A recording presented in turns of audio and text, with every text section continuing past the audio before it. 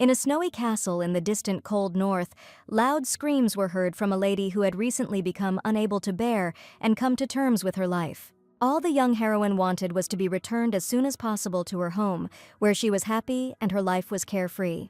The maid tried to calm her mistress down, but she screamed even louder and asked her never to call her that again.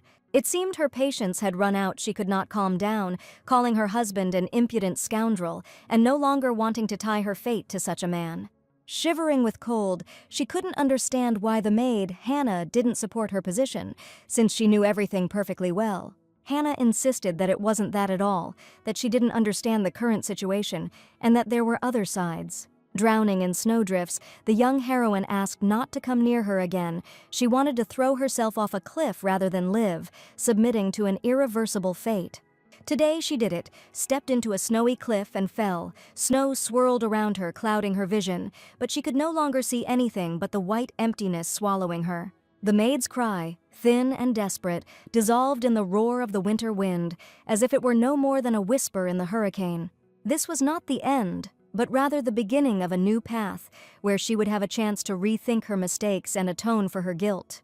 The palace's inhabitants rushed to help, and the young lady was saved, but she was terribly frozen, and the young man sitting opposite the bed did not understand how she was able to do this. He saw this as guilt, and did she really hate him so much that she was ready to take such a desperate action? Today she tried to take her own life, and the young gentleman could not believe that this had happened between them. The main character's adoptive parents were good and kind people, and she once had a wonderful, loving family. Or rather, she thought so in her childhood, until the little girl's heart was suddenly shattered into pieces. When the adoptive parents had the biological daughter they wanted, in an instant she simply ceased to be their family and began to feel unnecessary. Perhaps that is why she became so deeply immersed in a novel called Please Hold Me, where the protagonist's life was constantly under threat from his own father and stepmother. The protagonist was forced to live in constant alert, and his life was similar to her own, and she saw a piece of her soul in him. That day, she usually walked along the road and read her favorite novel, suspecting nothing. Suddenly the lights were blinding, the car, the impact, consciousness slipped away, and the last thing she felt was the icy horror penetrating every cell. The darkness did not turn out to be the end. Slowly, as if from a fog, feelings began to emerge: pain, weakness, the sensation of someone else's body. Her eyes, as if seeing light for the first time, opened, and she saw an abyss of water and a stranger, and then darkness. So she was reborn into the body of another character, a young aristocrat living in a world where magic was a reality and intrigues were woven into a complex tangle. When the heroine woke up, she looked in the mirror and saw red curls, which definitely couldn't exist in reality, and blue eyes, which are so rare among redheads. She was stuck with a single obsession she couldn't even recognize, the late wife of her favorite character in the novel of her life called Please Hold Me, a lady named Rowena Hidelis. She became a deceased wife who had a bad relationship with her beloved character, who was simply a sweetheart. The saddest thing about this story is that the main character will die young in the prime of her life, and this cannot be changed. Rowena knew that there was nothing she could do about it. It was the plot of the novel, and she was ready to come to terms with her new fate. She hadn't been particularly clinging to her life before, and now she was ready to simply thank fate for such a chance. And since that was how it turned out, she delightedly decided to at least take a good look at the face of her favorite character, who was now very close to her. Looking for something good in a stupid reincarnation, Rowena prepared herself to become an exemplary fan, the happiest lady with her husband. Every time she thought about it, she realized that it was all quite strange. She was somewhere in her nightgown, and the night was incredibly cold. The maid Hannah said that the mistress lay for a whole month on the verge of life and death, and woke up when they were already preparing to hold the funeral. The lady thought, this is absurd, the main character dies, but a little later than described in the main plot of the novel. The rules of the game were unfamiliar, the customs were incomprehensible, and the secrets hidden behind the facade of prosperity were terrifying. She decided to find out what was going on here, why everything had changed so dramatically, and the first thing she did was go to the main character named Archid. Rowena entered the library and saw a strange picture, a young man and a young gentleman sitting on the floor, and around him there were some strange blood stains. The boy was holding a snow-white handkerchief in his hands, and on his forehead there was a bright scarlet blood stain. A thin stream of blood flowed down his temple, staining his snow-white shirt, and the lady's voice, usually soft and melodic, now rang with rage. She screamed, "Who dared to do this?" And the only person standing in this room fell under her furious anger. The young man in an elegant jacket and glasses was indignant. The lady's intervention during the lesson was completely inappropriate, and she should leave the room. But Rowena clearly heard strange sounds coming from the office and could not ignore this situation. The young man politely assured that nothing serious had happened, just a small accident that had occurred during corporal punishment. It was said that this was the case. His lordship had fallen, resisting the punishment, and the lady had been indignant. Did he really think that sounded plausible? The young man's name was Baron Rourke, and smiling, he suggested asking the boy what really happened and whether he was lying. The young lord, his eyes downcast, remained silent when the Baron addressed him, and one thing was clear: there stood a brazen liar. Rowena loudly stated that Baron Rourke had just mistreated or punished the young master, which was unacceptable. Hearing this, the Baron became angry and replied, "The young lady should think carefully again so as not to regret her words in the future." Rowena wasn't afraid of threats. She wasn't going to give up. She wanted to find the culprit and make him answer for what he did. The reason the Baron could afford to treat her and Archid so rudely was because his younger sister was the mistress of Archid's father, the Grand Duke of Hadelus. The Grand Duke was extremely generous to his mistress, and also generously presented gifts to her elder brother, the Baron. Just think, now he's putting on airs, not knowing that all this could disappear like a mirage in just one night. The main character knew that he didn't have much time left, and in about a month he would lose all his wealth. Rowena admitted that perhaps the Baron would have to feel sorry for her, and what kind of teacher would dare to break the head of the Grand Duke's son? The young man replied that her words were very rude towards him, and all this happened only because his lordship was not prepared for classes. Rowena pretended not to hear his words, and now it was necessary to protect the young master. She walked up to the table where there were a lot of books and asked if he really hadn't prepared for the lesson. And does the Baron really think that a huge number of books can be freed in just one day? And even her own brother's lessons were not so voluminous. The heroine was indignant. Even half of the volume that the boy was supposed to read sounded implausible. The Baron assured her that most people could easily handle such a volume, and had he really just insulted her brother by saying that he didn't have the intelligence to learn all of this? He had just called Marquise April stupid for considering this knowledge too difficult to master. The teacher tried to justify himself, saying that the Marquis was still young and therefore did not understand it, and the lady asked how old her husband would be this year. He was about to turn 14 years old, and the teacher knew very well that the young lord was younger than her brother, who was already 15. Rourke stated, however, that his grace was the future Grand Duke, and one day was not enough to make up for years of lost training. The young lady became even more indignant did the teacher really continue to insult him and say that his head was full of sawdust. Rowena declared menacingly. Now she clearly saw that he was the stupid teacher who didn't know his own shortcomings and blamed the student for everything. The Baron had nothing to say to the young lady's words. He was overcome with anger and asked if she had finished her speech for today. In anger, he swung his hand as if he wanted to hit the young lady, but fortunately she was not afraid of him. Rowena knew that if he even tried to lay a finger on her, he would be banished, and she would show him what true meanness was. The young gentleman stood up for his wife, against whom Baron Rourke, the teacher, had raised his hand, and he asked him through clenched teeth to step aside. Rourke, usually imperturbable and arrogant, turned purple with anger, his heavy hand still hanging in the air, as if he couldn't believe that they had dared to stop it. The young gentleman was not going to back down even a step. Even Rourke did not dare raise a hand to his wife, and the tension reached its limit. The boy loudly declared that he should not dare touch even a hair on his wife's head and never approach her again. The young gentleman had tolerated his antics long enough, and each time he remained silent so as not to get into a conflict. He didn't care at all what they did to him, how others would react, but he wouldn't allow anyone to touch his wife. The young lord had long since stopped paying attention to how his teacher treated him, but respect for his wife was above all else. The young lady froze, looking in fear at the angry Baron and her determined husband. Everyone understood that something more than just a dispute between a teacher and a student was being decided. It was a question of honor, dignity, and the young master's right to protect his family, not to tolerate inappropriate behavior. The Baron stated that he had no idea that the young lord had been harboring such misunderstandings all this time. He bowed and asked the young master for forgiveness for his harsh words and terrible behavior towards him. Rowena also decided to apologize for calling the Baron a stupid man, but she was incredibly proud of her husband. The Baron was seething with anger whenever this girl said something. Every word, every movement of hers seemed to be deliberately aimed at getting him angry. He, the Baron, was accustomed to respect, and here some upstart, impudent and rebellious, dared to contradict him. He gave her a withering look, full of hatred and contempt, but he couldn't afford to let his anger out. Not here, not now. Rowena grinned. She recognized that he had definitely run off to complain to his sister about how the impudent kids had just calmed him down.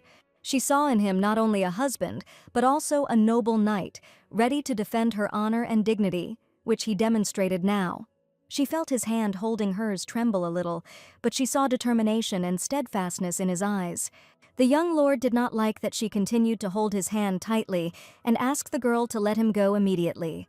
The boy turned around and declared that he didn't understand at all why she decided to help him, but her intervention today was unnecessary. Rowena asked if helping her husband could be considered excessive, and she saw this stupid situation with her own eyes. For some reason, the young lord would get angry when she called him her husband, and now the same thing happened. He turned and asked her seriously if he had ever been a real husband to her, and he was deeply troubled by this question. Perhaps this was a sore subject for him. He did not want to talk about it, even despite Reina's desire to discuss it. She was very worried about him and asked him to treat the wound as soon as possible, and if he did not do it, she would do it herself. On the contrary, she promised to hide it well so as not to cause unnecessary problems, and asked the girl not to worry about him anymore. For some reason, he couldn't accept her care, and the lady didn't understand why he treated her this way. There was a lot of tension and misunderstanding between them, and that was not what she meant at the moment, but the young lord no longer wanted to hear anything. This evening, the venerable gentleman called Rena and Archid to a serious conversation. He heard how she had disrupted Baron Rourke's lesson today. The man asked the young lady what it all meant, and she had never allowed herself to do anything like that before. The heroine was mentally prepared for such a conversation, because nothing in this house goes unnoticed.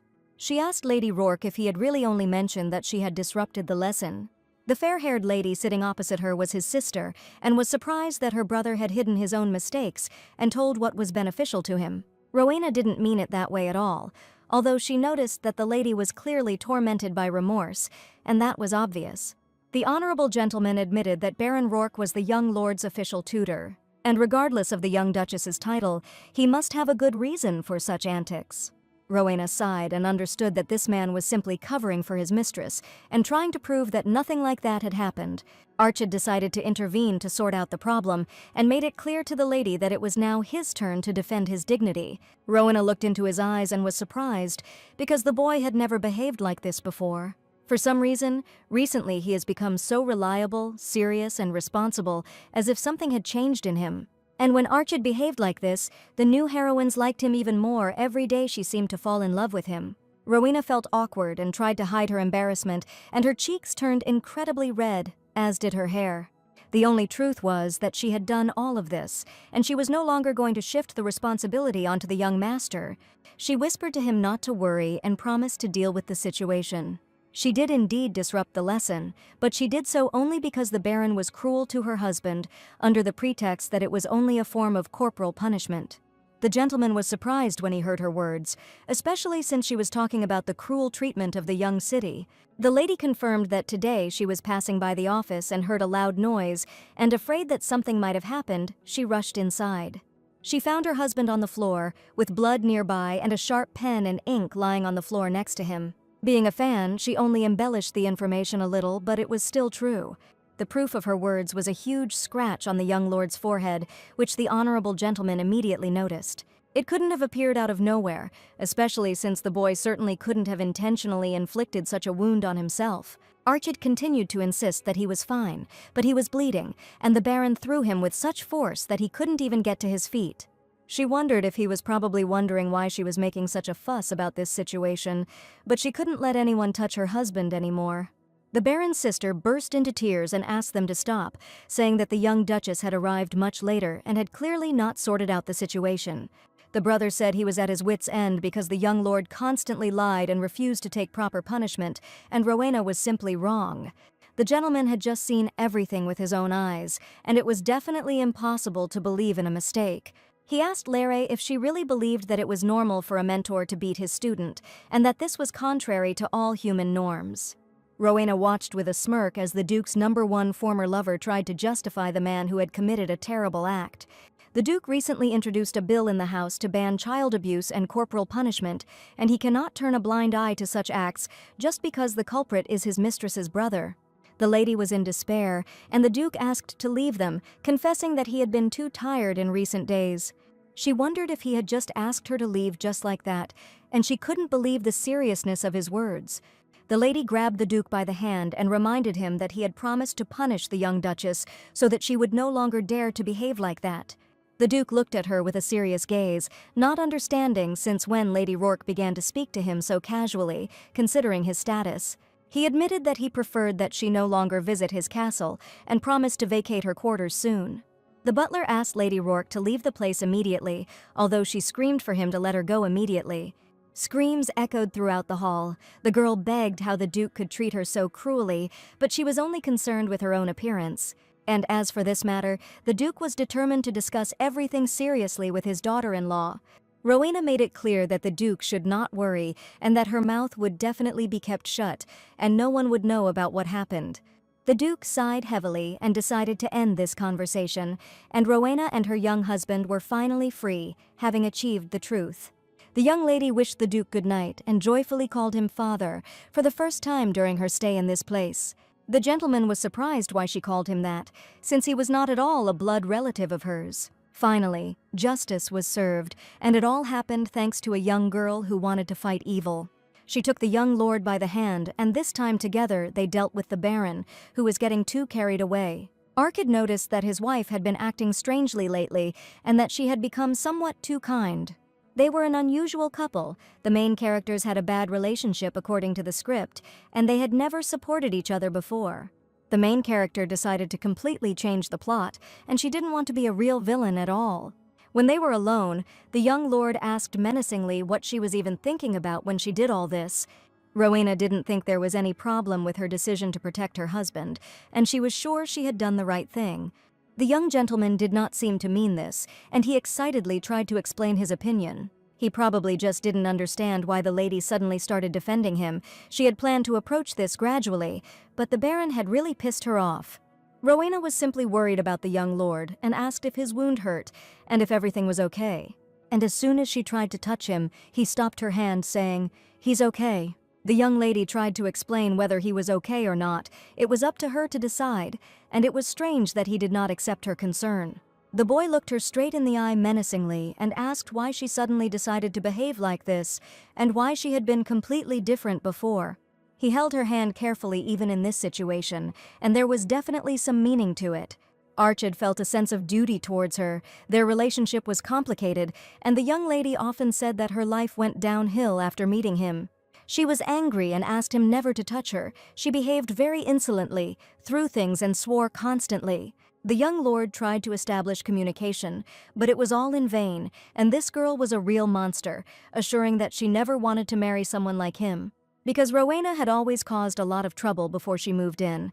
If she denied ever hating him now, it would only raise more suspicions. With sadness in her eyes, she admitted that it was true, and she really did hate the young lord. Now she wanted to change everything. She was a completely different person, and she did not wish him harm.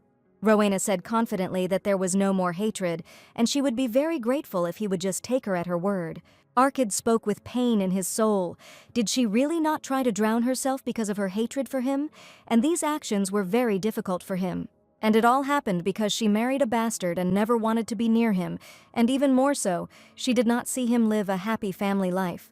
Although the heroine became Rowena, the fact that she despised the young lord all this time still remains a fact. She really tried to end it all, tried to drown herself so as to never be near him again.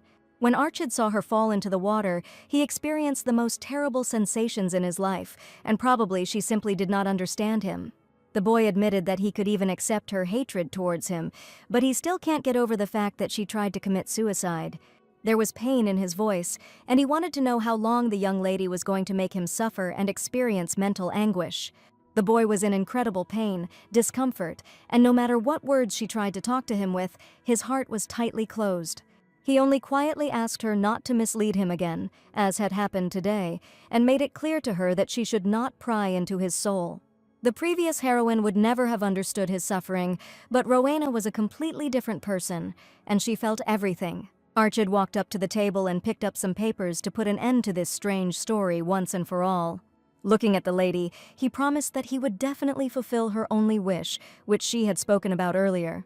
He handed her the documents and asked her to take what she wanted from the very beginning, and before the wedding, this was her only condition. These were documents about the dissolution of marriage. The previous heroine was only thinking about how to quickly dissolve their family union.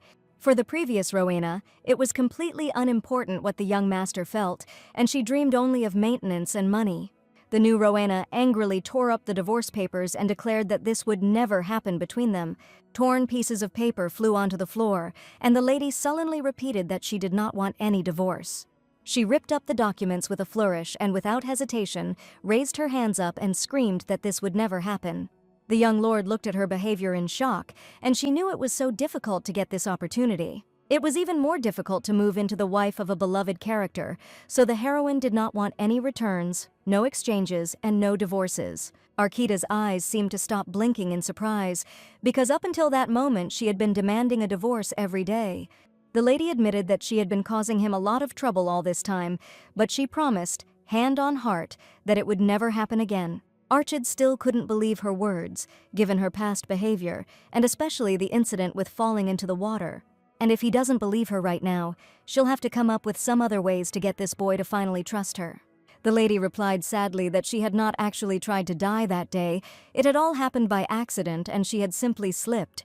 Rowena was incredibly scared that day that she could actually die and say goodbye to her life forever. And if the boy had not saved her and jumped into the cold depths of the water, she would have really died and never returned to him again. It was his duty to protect his wife, and the lady decided that now was the best time to sincerely thank him for saving her. It was not something he took for granted. The waters were deep enough for him to doubt it all, and the day was indeed incredibly cold. And the boy asked if that was really why she changed her mind, and there was some truth in his words. This answer was quite appropriate now, and the heroine understood how important it was for the wary kitten to approach quietly, step by step, so as not to scare him off. The young lord warned her that she might regret it, and that it was her last chance, but right now she absolutely didn't need such a chance, and she was sure of it. And even if he sings to her and begs for a divorce, she will definitely not agree to it in the future. Arkid couldn't believe it. Standing in front of him was the same girl who had just recently been destroying everything around her and constantly yelling at him. He tried to understand her, to believe his words, and finally Rowena saw a subtle response to her feelings.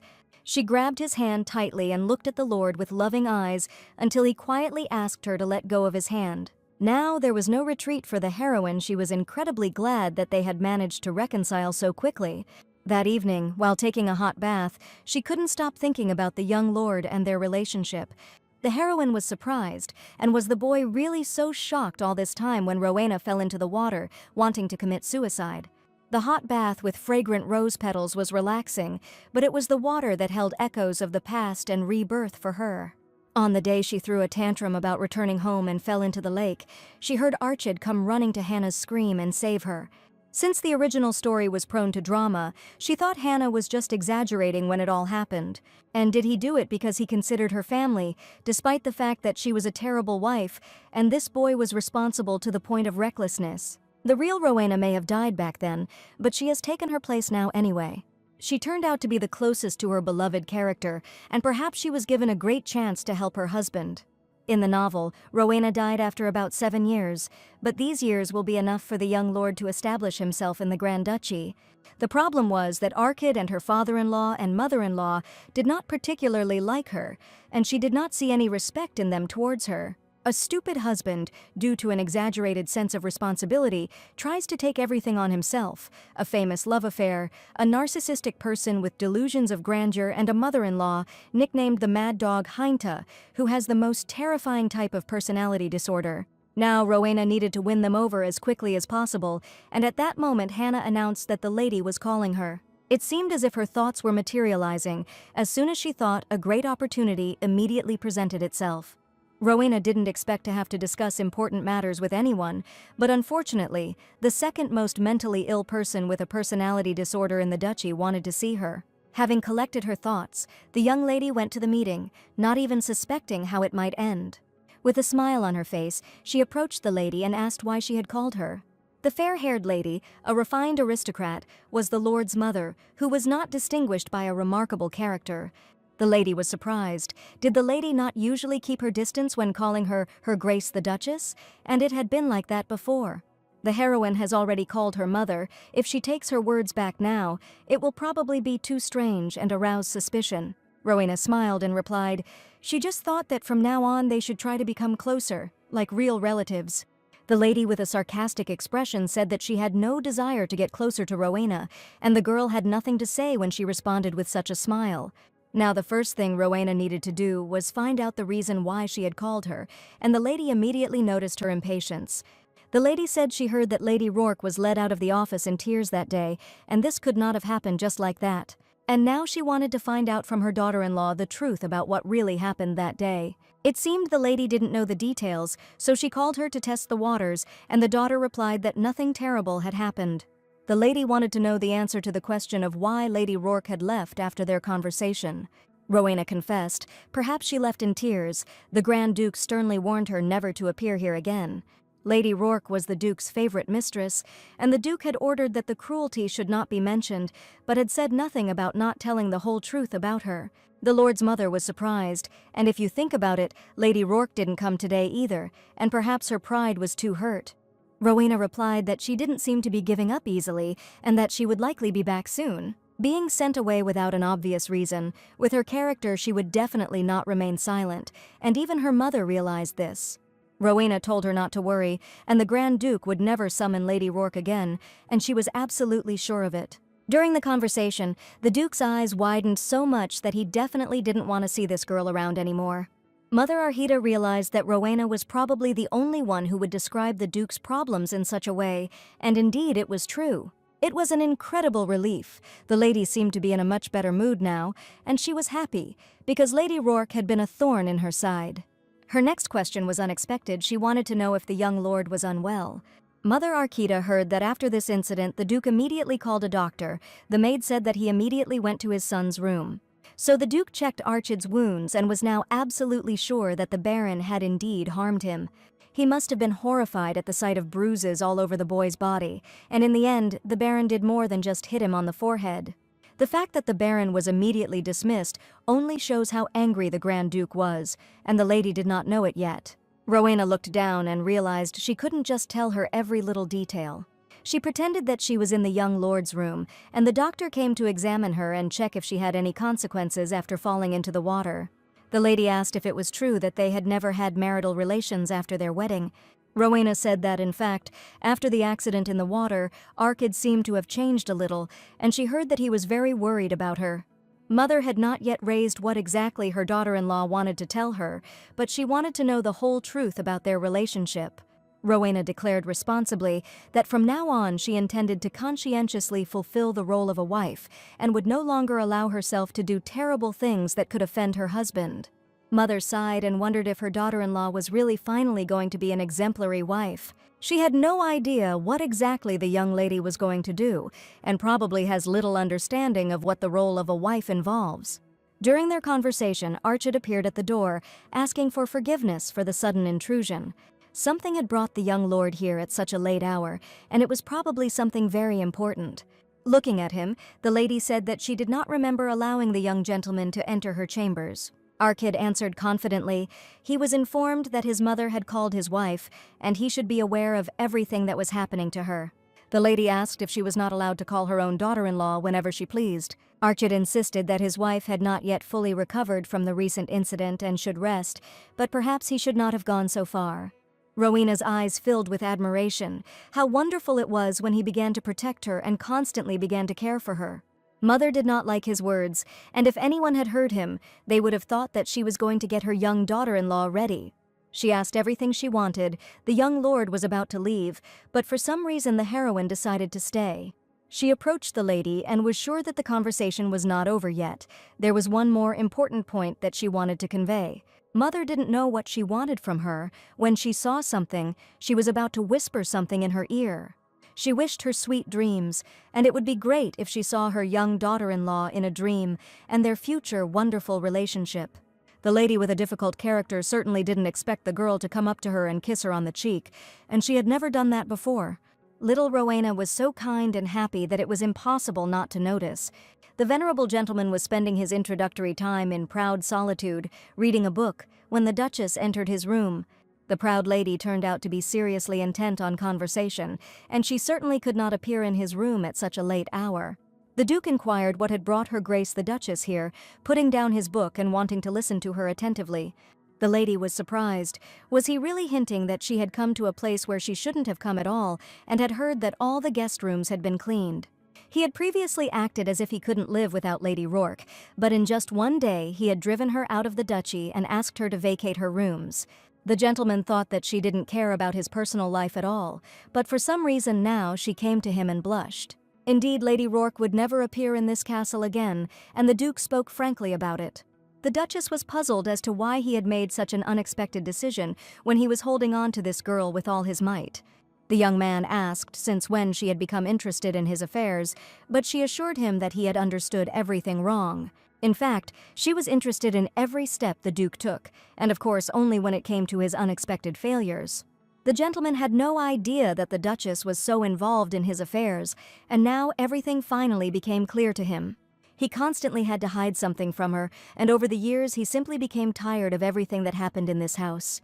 The Duchess wanted to know why he broke up with her right in front of the young couple, and he probably didn't do it for no reason. There must certainly have been reasons for this, which the Duke continued to remain silent about. The gentleman stood up and came closer to her so that she would finally understand that she was meddling in something that was none of her business and should not ask stupid questions. He gently touched her face and asked if she really wanted to know the whole truth that he was so carefully hiding. The Duchess began to feel uneasy and a little scared because she had never seen the Duke like this before. She angrily asked him to move away from her and did not want to feel such closeness with a man who was hiding the truth from her. The Duke only smiled sweetly. He had known the Duchess and her character for a long time, and anything could be expected from her when she was not in the mood. The lady confessed that she had heard young Rowena burst into Archid's lesson, and the Duke was surprised that she already knew everything. It was as if he had deliberately ignored it and was really trying to hide it from the Duchess, while so openly calling her into the office. The gentleman was sure that her ladyship would simply not be interested in dealing with these matters, and everything turned out just as little Rowena had said. It was she who asked why the Duchess did not ask him about it directly, or that she could find out the whole truth that was worrying her. The Duke is one of those people who desperately craves attention, and perhaps the lady needs to give him something she has never given, and he will be happy to tell everything himself. The lady thought she was just being childishly spontaneous, but it turned out that this girl was surprisingly insightful, and her advice could be trusted. She noticed the gentleman's strange look and asked why he was looking at her so intently. She didn't even notice that she had just laughed, although there was nothing funny in their conversation, and couldn't she just smile now? A loud bang sounded right next to her head. The Duke hit the door with all his might with his palm. He angrily said why my lady allowed herself to laugh, and probably there was some reason here that she was also silent about. Now this man was acting like a little child. He was angry only because he didn't know some information and wasn't used to this. The proud Duchess could not allow him to continue to treat and speak like that, and sparks of anger flashed in her eyes. The Duke staggered back from this surprise because he was sure that his serious attitude was very frightening. But the Duchess was not a girl who could be so easily frightened, and she knew her own worth. She stated that he just came so close that she wondered if he wanted to kiss her. This was not the case, and both heroes knew it perfectly well, and the Duchess simply took advantage of the opportune moment to catch him out. She knew the Duke hated touching her as much as she did, and that was just how their relationship was. No one in the Empire was ever supposed to know that they were actually strangers who had not spent their wedding night together. Therefore, the lady warned that if he did not want to be kissed, then he needed to tell the truth and hurry. And placing her hand on his shoulder, she asked what had really happened that day in the office, and why Lady Rourke had been banished. At a family dinner, the Duke announced that the Baron would no longer come to the castle, and that he would no longer be the young master's teacher. He warned the boy that if anyone disrespected him again, he should under no circumstances remain silent. The truth was that the Duke himself had once asked his son to live quietly, like a dead mouse, and never talk about his problems. The man sighed and admitted that this did not mean that he should endure beatings and disrespect from other people. The gentleman asked the boy to hit back next time and defend his honor. It's much easier to deal with the consequences if he's the one who hit you, rather than if you came home beaten up, as happened this time. Archid listened to his father and promised to remember the instruction and do exactly the same next time. What the young lady was most indignant about was what kind of lesson the Duke was teaching, and did he really think that the gentle young gentleman was even a little like him? Archid resembled the Grand Duke in appearance, but his character was completely opposite. Unlike the self-confident gentleman, he grew up experiencing a lack of love. As a result, there was something distorted and unhealthy about him, and it was for this reason that he often clashed with the main character, Mabel. In the end, the main character, Zeronis, took her in. They became a wonderful couple and their life became happy. And just the thought of it made the young lady so nervous that she was ready to destroy everything around her. Everything was fine now, and as long as Rona was here, young Archid's childhood would definitely not be unhappy. The maid noticed the young lady leaving the room and addressed her politely, holding a basket of flowers in her hands. The bouquet in the basket was simply incredible. The purple, soft pink and blue flowers were impossible to miss. The flower festival was approaching, so Hannah brought some to the lady to cheer her up. They call it a festival, but it's really just a day to plant seeds, and Rowena was surprised that the festival could take place in such cold weather. It is difficult to grow flowers in Delos, so people simply scatter seeds on the ground, hoping that the seeds will sprout. The maid laughed, because the mistress did not appear in this place yesterday, and why was she so surprised to hear about the festival? The lady had just gotten married at the time, so she was probably too shocked to pay attention to it. Hannah warned that this time the lady would not be able to escape, as happened then, otherwise the Duchess might scold her harshly again. Rowena had no intention of running away, and promised that from now on she would behave appropriately and play the role of a wife well. The maid wondered if the lady was really going to change her mind again and put Archid in an awkward position. Of course, seeing her past behavior, the ladies didn't quite believe it, but Rowena admitted that she wasn't going to do anything like that anymore. From an early age, the young gentleman was already busy with the affairs of the duchy, so that in the future he would become an excellent and influential ruler. For a long time he thought about the words of the Duke, who decided to provide him not only with a new personal tutor, but also with a fencing master. He was serious when he said that the young master should fight back and under no circumstances tolerate disdainful treatment, much less beatings.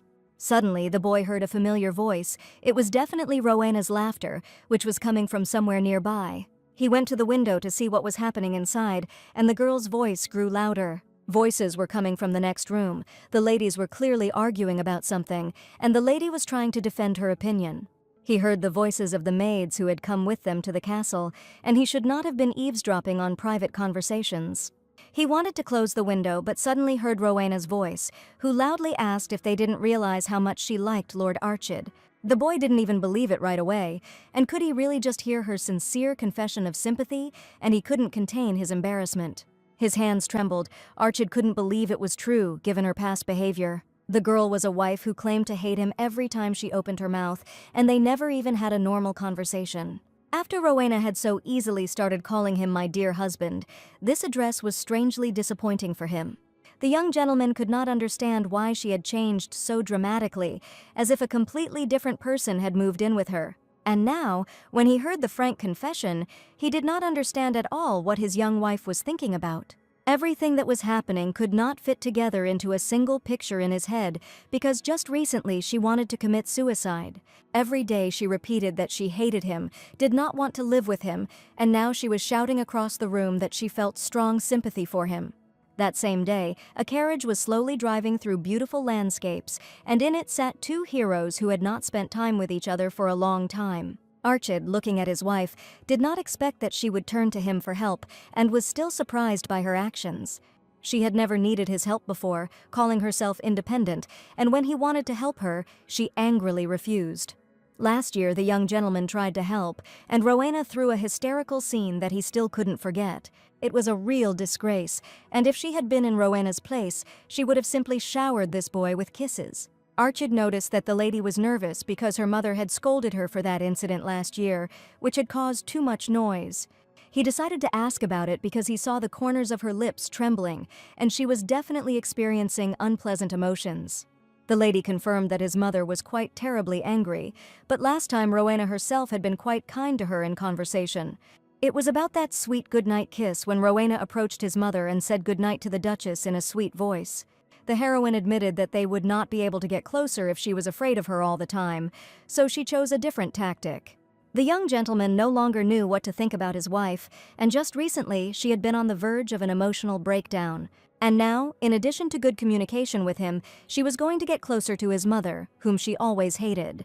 Rowena looked into his eyes and asked him to simply accept her as she was and trust her words and actions. This metamorphosis seemed unreal to him, like a dream from which he could not awaken. He remembered how Rowena had sowed chaos. Rowena didn't want him to see her as the girl she had been in the past anymore, and hoped he would see a completely different person in front of him. She had caused a lot of trouble and was now asking for forgiveness, and now before him was a completely different person, full of compassion and a desire to help others. He watched Rowena, trying to discern in her actions the slightest signs of the former villain, but he found nothing of the sort. The young lady asked him not to keep everything to himself and to talk to her about anything, and she would be ready to listen to him at any time. The more time Archid spent with her, the harder it was for him to believe that Rowena could have been so angry recently. The past haunted him like a shadow following him, and he knew he had to decide if he was ready to trust Rowena and accept her for who she was now. Her eyes shone with kindness and love, and her smile was as sincere as the dawn over the horizon. Thoughts haunted him, eating away at his soul with doubts and suspicions, but now there was definitely a different person in front of him. After the terrible exile, Lady Rourke could not recover for a long time, and her friend said that the Grand Duke turned out to be too heartless. No one understood how it was possible to act so coldly and mercilessly towards her, and Lady Rourke herself was the one who didn't understand it the most. She asked her friend to stop, and she understood that he was not the only man in the world for whom she could have feelings. Unexpectedly, the lady confessed that she had heard that the Grand Duke already had a new passion. Today the lady saw Hadelis's carriage heading to the seed farm, and perhaps he went to admire the flowers with his new mistress. For 3 whole years Lady Rourke had been with the Duke, and she was terribly angry because not even a month had passed before he had found himself a new girlfriend. It seemed as if her friend didn't try to calm her down at all and stated that such is the nature of all men, and how beautiful Lady Rourke would be to me. The Duke is apparently used to it, and to desire and look at a fresh flower is his instinct. Not wanting to listen to this stupid talk any longer, the lady asked for forgiveness and admitted that it was time for her to go. The aristocrat only laughed in response to her behavior. She probably really hurt Lady Rourke with her words. Rowena and Arkita had already arrived at the seed farm, where the manager was informed of the young couple's arrival. The man smiled, and it was the young Duchess's first visit since last year, and he remembered their meeting well. Arkid was surprised that she had visited the farm without him last year, but unfortunately the heroine herself did not remember anything about her past life. The farmer asked if anything had happened that day. They were very worried because Her Grace the Duchess looked very upset. That day, the Duchess left without saying a word, and because of this, Her Grace became furious, like a real forest beast. What didn't Rowena do back then? And she admitted that today everything is fine. They have a lot of time to spare, and she wants to see everything here. The color of the Delu flowers turned out beautifully this year, and the farmer said that if they were planted now, they would be able to see them in full glory by mid-year. A huge field of flowering plants opened up before the heroes, the beauty of which was impossible to describe in words. Each flower seemed to emit its own unique light, creating a mesmerizing symphony of colors. The scent in the air was intoxicating and sweet. Rowena gasped in delight, her eyes sparkling with admiration. She couldn't believe that such beauty existed. All this time, the young gentleman thought that his wife never liked the Delu flowers, and their aroma, on the contrary, repelled her. And doesn't she remember how at last year's festival she told him to throw away all the flowers he gave her? After this act, Archid decided that she hated these flowers, and the lady apologized. Then she really crossed the line.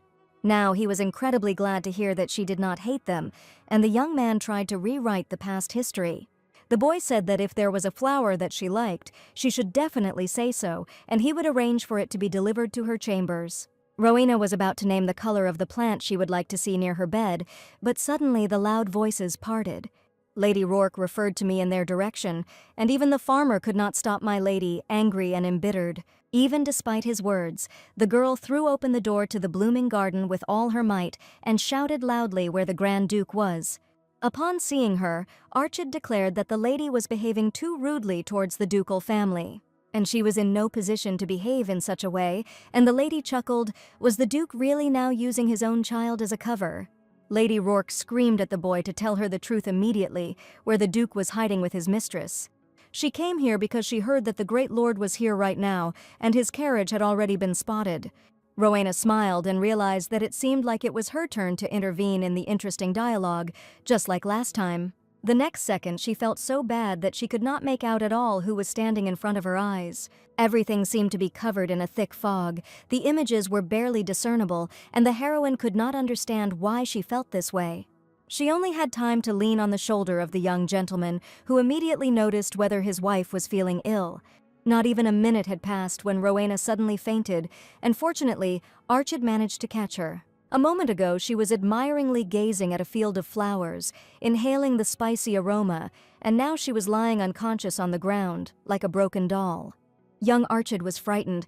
Everything happened too unexpectedly. The boy's heart began to pound wildly in his chest. The carriage carried like the wind to the door of the Duke's castle, and all this time the girl did not come to her senses.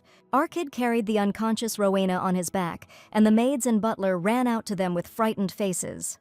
None of them understood what had happened. Archid, without answering, only shook his head and hurried inside the castle. Rowena's face was pale, sweat appeared on her forehead, he touched her cheek, her skin was cold, panic was growing. Everyone looked in surprise at the young gentleman who ran in and loudly ordered that the best doctor be called quickly. Archid had never encountered anything like this before. Bits of knowledge from medical treatises flashed through his head, but at that moment they seemed useless. He carefully carried Rowena into her chambers and laid her gently on the bed, covering her with a thin blanket, and fortunately, the young lady's life was saved. A doctor appeared. He carefully examined Rowena, asked Archid a few questions, and assured her that she had been saved thanks to the excellent first aid provided by the young gentleman. He assumed she had fainted due to an allergic reaction, but the maid said that couldn't be true and that my lady had never had anything like this before. The symptoms were similar to acute anaphylactic shock. Maybe she went somewhere today where there was too much dust in the air. It was strange. Rowena felt fine in the castle, even during the flowering season, but perhaps her immunity weakened after arriving in the territory of Hadelis. Archid couldn't understand, and her cheeks were rosier than usual, and it even seemed to him that she looked healthier. There were no Delis flowers in April Castle, and the maid said she saw them for the first time when she arrived here. The young gentleman asked if Rowena had had similar symptoms last year, and the doctor decided to check all the records. The maid remembered that she had been sick in exactly the same way last year, but it had been a completely different situation. Although it seemed like a slight ailment at the time, her cheeks were also very red, just like now.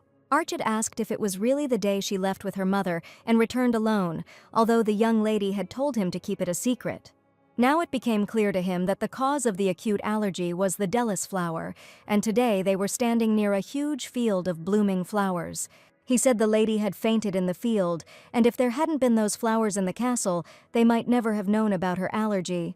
And surely there should have been a more thorough examination at least once, but the anchor assured that it was just a slight ailment. Just think, everyone was so negligent that they weren't even able to properly take care of the young lady's health. Archid had come to terms with the fact that the servants ignored him because of his background, but he never thought that they would be indifferent to her. From the very beginning, the boy was wrong to expect her to treat him well simply because he was her husband. And looking menacingly at the doctor, the young gentleman decided not to leave it like that because the servants were really to blame for his wife's condition. Left alone with Rowena, Archid took her hand in his. Now that the threat had passed, he realized how much he worried about her. He sat down next to Rowena, looking into her pale face and feeling guilty for not having saved her. Soon the lady finally woke up and saw in front of her a boy who had probably fallen asleep from fatigue and who had been next to her all this time. He was fast asleep, holding her hand, and had he really been courting her all night? And even if so, perhaps he simply couldn't leave his wife in that state. Rowena already looked much better. Her face was not pale, and she asked if it was already morning. Seeing that she had woken up, the young gentleman jumped up and asked in fear if everything was all right with her and if she felt any pain. At first, she completely lost her sense of smell, which shocked her, but now she felt quite healthy. Looking into his eyes, she noticed his strong concern and sincere emotions that could not be hidden. Perhaps the question was pointless, and it was impossible that her husband would not be worried after she suddenly collapsed. She was very pleased that her idol had been courting her all this time, and she couldn't even dream of such a thing, but now it was as if she found herself in a fairy tale reality. Archid gently touched her forehead to check if she had a fever. She still had a slight fever, and she admitted that she thought she was going to die, but it was strange that it all ended in one day. And what was her surprise when Archid unexpectedly announced that 10 whole days had already passed since that moment. So it was not surprising that all these days he was very worried about her and could not leave her alone. His wife almost died again. She lay unconscious for many days, and how could he not worry? The agony that the young gentleman experienced while spending those 10 days at her bedside was simply unimaginable, and she could hardly imagine it. She did not come to her senses. He was constantly afraid of the worst, that she would never wake up again. The boy admitted that if something had gone wrong, he wouldn't have been able to imagine what he would have done next, or how he would have lived without his wife. Hearing these words, she firmly took his hand and looked him straight in the eyes, admitting that now everything was completely fine. She didn't die, she was alive next to him, nothing happened, and she is here, right in front of him. All these days the boy experienced mental torment, and terrible thoughts swirled in his head every day from morning until evening. Now he saw her alive, awake, and she was right, and to think that Rowena had really made him go through all this again. She wanted to find out why she had fainted that day in the flower field, and why she had been unconscious for so long.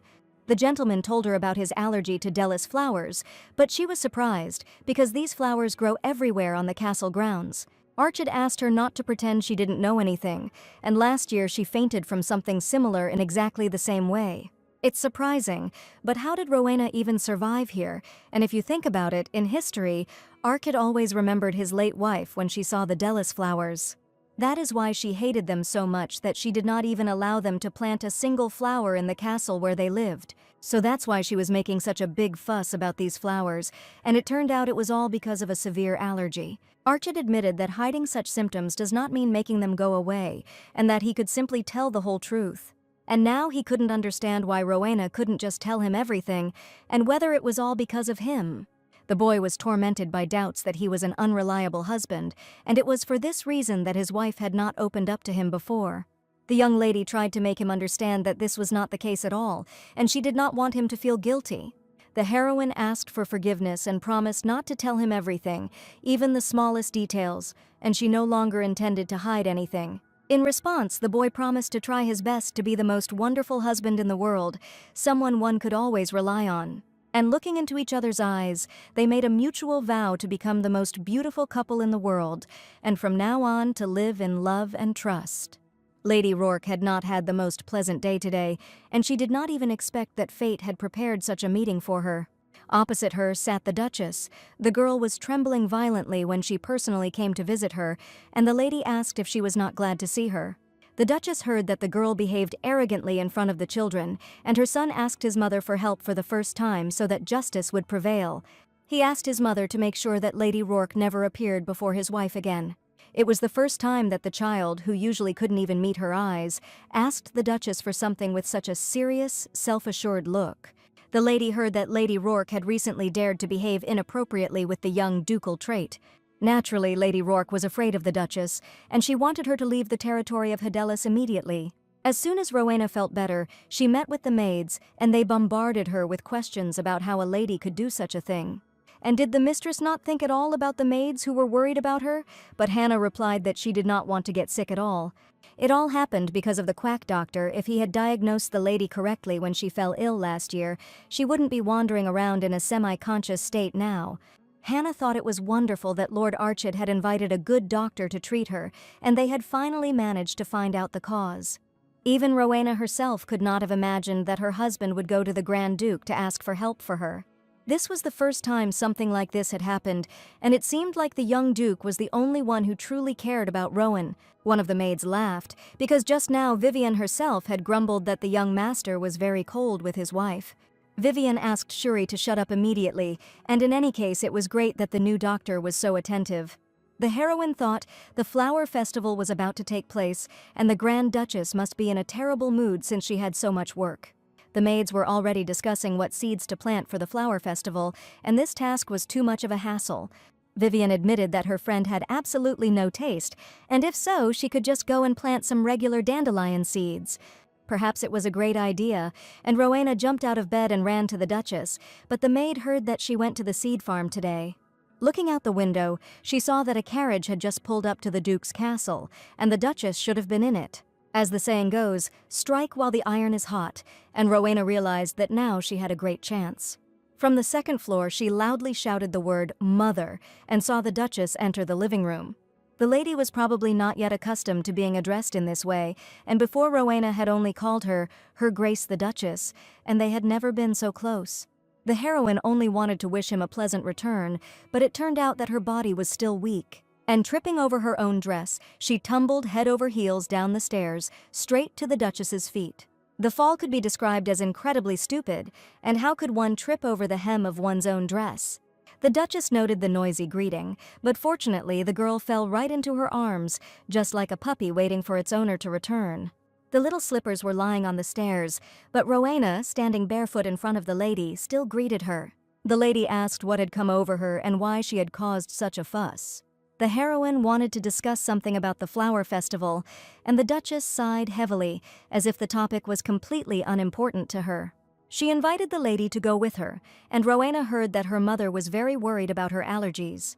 The Duchess was incredibly angry when she heard this, because she had strictly forbidden all the maids to tell this information. Last year, the lady managed just fine on her own, but if Rowena were to help her now, it could be even more tiring for her. The lady knew how to hit where it hurt, and Rowena begged like a little child that he simply wanted to help her too.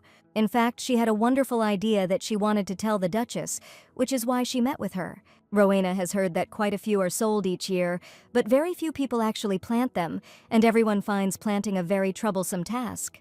The idea was to plant flowers in the sky instead of on the ground, which had never been done before. To the Duchess, this sounded like ridiculous nonsense, and it was impossible to plant flowers in the air that should grow in the ground. Rowena came up with something interesting. You can put seeds in lanterns and launch them, and at the same time create memories. And the Delis flowers come in rainbow shades, and you can make lanterns of different colors to match. The Duchess was surprised and didn't even think that the young lady cared so much about the territory of the duchy. She was especially inspired by the idea of planting flowers, and was sure that the young lady would make a scene and demand that everything be burned and the beautiful plants be gotten rid of. Everything was fine, and she just didn't show up there so as not to faint again from a severe allergy. It was wrong to ban the magnificent flowers that everyone loved just because the lady had an intolerance to their pollen. The Duchess actually thought about this proposal because the flowers could not be planted due to the young lady's strong reaction. She promised to discuss this with her vassals, and from her concerned face one could tell that she cared. The lady saw that the word mother had finally stuck to the young daughter-in-law's tongue, and their pleasant conversation was over for today. Rowena came out after a satisfactory conversation and was just met by the young master. He was surprised why his wife was in his mother's chambers, and even became afraid that she had been scolded for something again. This was not the case at all. The heroine simply thought that she was too lazy during the festival, so she came herself to ask if she could help her with something. In his surprise, Archid even forgot what he wanted to tell her until the lady asked where he was heading now. Rowena guessed that he was probably on his way to training, and that it was usually around this time that he went to the training ground. The heroine was quite observant, and Archid was even surprised at how she knew this information. Rowena stopped, and if she told him the whole truth now, it would look like she was closely watching his every move. So she simply said his outfit looked like workout gear and asked if he thought she was going to follow him around everywhere. In the young lord's opinion, even if she did this, he would not consider her crazy at all and would not feel that he was being closely watched. Is there really nothing wrong with that? And would the young master really be shocked if his wife did whatever she wanted? For example, she would happily greet him every morning and evening, and his photographs would be everywhere in her room. She was ready to watch the daily life of her idol every minute, every hour, sighing with delight. The mere thought of it made the young lady's stomach clench, and she was pleased to think that she was the only one who knew it. The flower festival was very crowded, and it took place during the warmest season, with people coming from far and wide just to attend. A special celebration has been prepared for the children, and Rowena decided to attend this rare event with her young husband, asking him to join her. Arkid immediately agreed as soon as she extended her hand to him, and this was the beginning of a new family life. They never appeared in public on good terms, and what happened before was simply terrible. At the festival, a separate room was set aside for children, where the children of respectable aristocrats were kept. When Rowena and the young master entered the room, all the children stared at them, wondering if it was because Archid was the one accompanying her. The pink-haired young lady greeted Rowena, and she was probably familiar with the girl. When Rowena was still a villain, it was this lady and she who together mocked Archid, and even one of them poured water right in his face. She looked like a normal, sweet girl, but in reality, she and Rowena were perfect allies for causing trouble for other people. At one of the balls, the villain Rowena persuaded her friend to deliberately pour a whole glass of water on her husband. His clothes were all wet, and the girls laughed, wondering if the young gentleman really planned to enter the reception hall looking like this, thereby disappointing His Grace the Grand Duke. They laughed loudly, mocking the boy, who in such a form would certainly become a laughingstock for respectable people. Then Rowena did everything out of spite, just to irritate Archid, but each time he defended the city, despite her villainous tricks. And even that evening, when his clothes were completely wet and his hair was disheveled, he still went out to see the guests in that state. At that moment, Rowena was simply angry at Arkida for pulling away from her without any explanation, and his reaction was boring after all that teasing. Seeing her friend, the young lady approached Rowena and asked if everything extra was okay. She saw changes in her. Rowena was not like herself, and asked if her weakness had been exposed. The lady angrily tugged at her hand, and the pink-haired girl didn't even expect that her villainous friend could do such a thing. Rowena asked if the fact that she came with her husband meant that her weakness had been exposed. Diana was simply in shock. She had never seen Rowena like this, and she couldn't even imagine what to do next. The lady asked Diana to go her own way and never interfere in their marital relationship again. Rowena didn't plan on being friends with her anymore anyway, given their antics, and Arkid couldn't believe she was really going to abandon her like that. Now he really saw that his wife had changed a lot, and before she would never have left Diana. And now, for Rowena, their relationship was a priority, not the insidious crimes with her former friend Diana. The young gentleman became embarrassed, his cheeks and ears turned red, and he turned away, even asking his wife for forgiveness. The guests rejoiced and celebrated the event, had pleasant conversations, and joyful voices echoed throughout the hall. Diana decided to turn to the young master because she had absolutely no idea what was going on. She continued to look at him angrily, and Arkid asked if something had happened. Diana angrily asked what he had done to Rowena, and she had never treated her friend that way before. Perhaps she spoke as if the young lord had actually done something to her, and Rowena was not like her usual self. The boy smiled and asked if she really believed he had discovered some weakness in his wife. The reason he had turned a blind eye to Diane's behavior until now was simply because she was Rowena's best friend. Diana was indignant, believing that she was still her best friend, and it could not be otherwise. Now Arkida was sure that his wife had spoken differently, and that he and Diana would definitely never become best friends again. Diana could not believe that their friendship was over for some reason, and that the young gentleman was now nothing like the man she knew. He stated that the fact that the lady had been ignoring him all this time and subtly hinting at her superiority had not gone unnoticed. From such persistence and unexpectedness, Diana stumbled and fell to the floor, and before this boy was a weakling, whom she constantly bullied. Now, standing in front of her was a self-confident boy who promised to tolerate her rudeness just for today.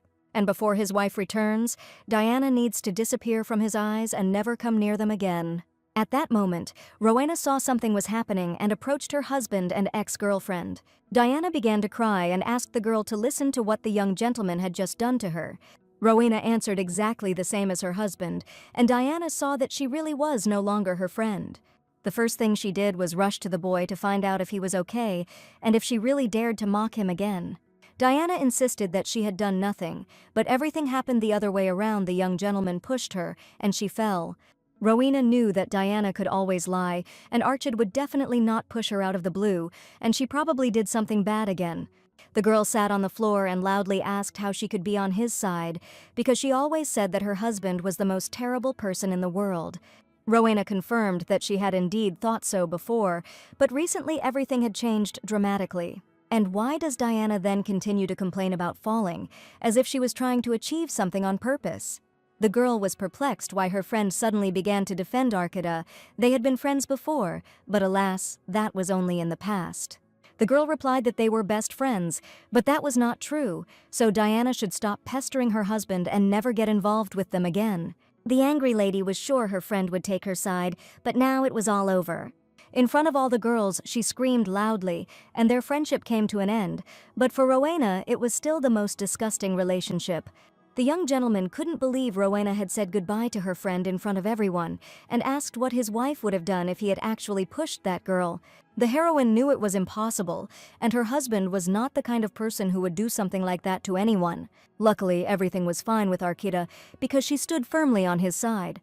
These words sounded to her like the most pleasant melody, and one could only dream of such a thing. The young master just called her by her name, and before he was even afraid to say her name out loud, the elated lady was ready to burst into tears of happiness, because names exist so that others can call you by them. At first, Arkit didn't even understand the reaction, and perhaps she was upset, and he shouldn't have called her that at all. Taking her husband's hands, the lady confidently asked him to call her wife as often as possible and to call her by her first name. She was very pleased to hear this, and the boy, with a smile on his face, agreed to do everything as she wished. At that moment, Rona felt like the real main character of a fairy tale, where her idol gradually showed feelings for her. The Duchess and the venerable lady were playing chess when suddenly a loud baby cry was heard in the room. It was little Diana who ran to her mother in tears to tell her about the unpleasant situation. Seeing her daughter's tears, the mother could not understand what had happened to her face and who had offended her so much that she cried so loudly. Diana declared that the young Duke and Rowena were to blame for everything, and the Duchess, sitting opposite, asked what had happened to the Grand Duke's couple.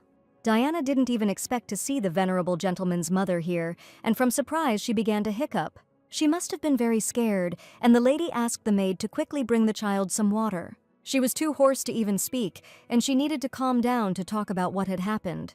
Something had obviously happened if she started talking about the Grand Duke's couple, and her mother was sure it was just a normal childish quarrel. Diana told Rowena that she was tired of playing with her and told her to get as far away as possible. The Duchess sighed and was about to think that the matter was something else, something more serious. Mother Diana considered this situation very serious and was surprised that the Duchess could just leave it all like that.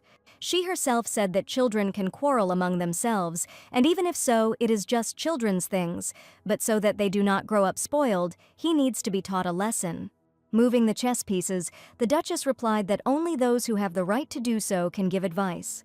And if anyone is acting spoiled, it is Countess Rake and her foolish little daughter who allows herself too much. The Countess did not expect the Duchess to tell her the unexpected truth to her face, that she was behaving arrogantly. There was one winner in this game. The Duchess put the Countess in checkmate, and this was quite expected. She decided to leave. The chess opponent was too boring, and the Duchess did not want to be alone with this lady anymore. Countess Rake understood perfectly well that it was very important for her to have connections with the Duchess, and she could not let her go just like that. There was a broken glass of water lying on the floor, and the Countess was so angry that she could not contain her anger. Diana continued to hiccup, and her mother shouted to her daughter when she would finally stop hiccuping, and it all happened because of her. Rowena returned to the banquet and noticed that Diana was nowhere to be found, and did she burst into tears and run out. She knew that stupid scandals could not be allowed, especially at a gala event, the main flower festival. And if this continued, Rowena would cause even more displeasure from the Duchess's mother, and she understood that this could not be allowed. To tell you a secret, the heroine had one more ace up her sleeve, which she was going to use right now. She walked up to the table and threw down the colorful stones, the jewelry she had bought last time. It was a playset called Petra, and Rowena had prepared it especially to entertain today's guests. One of the boys was indignant. This is a game for commoners, and why was it necessary to bring something like this to an aristocratic banquet? They hadn't even started playing yet. One of the heroes had already disturbed the peace, while the other children decided to give it a try. The young gentleman had already played this game once, and also wanted to play with pleasure, and Rowena suggested that the three of them have an exciting battle. The boy said that it turned out that the young lady had been taught by the young Grand Duke, and he had guessed why she was fascinated by such a strange game. It was unclear what he meant by these words, and Rowena glared at the rule breaker. The young man admitted that he was merely expressing concern, and after all, using precious stones for a commoner's game was completely inappropriate. The lady was indignant. Was he really mocking the ducal house now? And now she had her own rules. She asked if he was implying that their situation was so dire that they would even spare the jewels for the game. The boy tried to justify himself, saying that the Duke was simply well acquainted with the games of commoners, but it seemed that he was now mocking his husband's origins. This was completely unpopular until the boy tried to prove that this was not what he meant at all. Now she had to put him in his place, and the young gentleman even asked for forgiveness, and the lady did not want to have her mood spoiled again. Sighing, she admitted that she hadn't brought it just for the commoners to play with, and called her maid. There was something else prepared for the young guests, and Hannah brought out a cart with some boxes for her mistress. These were gifts for all the distinguished guests present here today, and the children were not expecting this at all. Each box contained 5 small precious stones, sparkling with a dazzling shine. The boy was surprised that the lady was really going to give jewelry to all the children present. Of course, she had long thought out her plan, and whoever dismissed it as a game for commoners obviously didn't need it. The boy's hands began to shake. He understood that his position was now too precarious, and he had indeed said something stupid. All the children were captivated by the interesting game. Everyone got precious stones, and the round went on after round. Arkad noted that his wife was quite experienced in this game, but Rowena assured that she simply grasped the information quickly.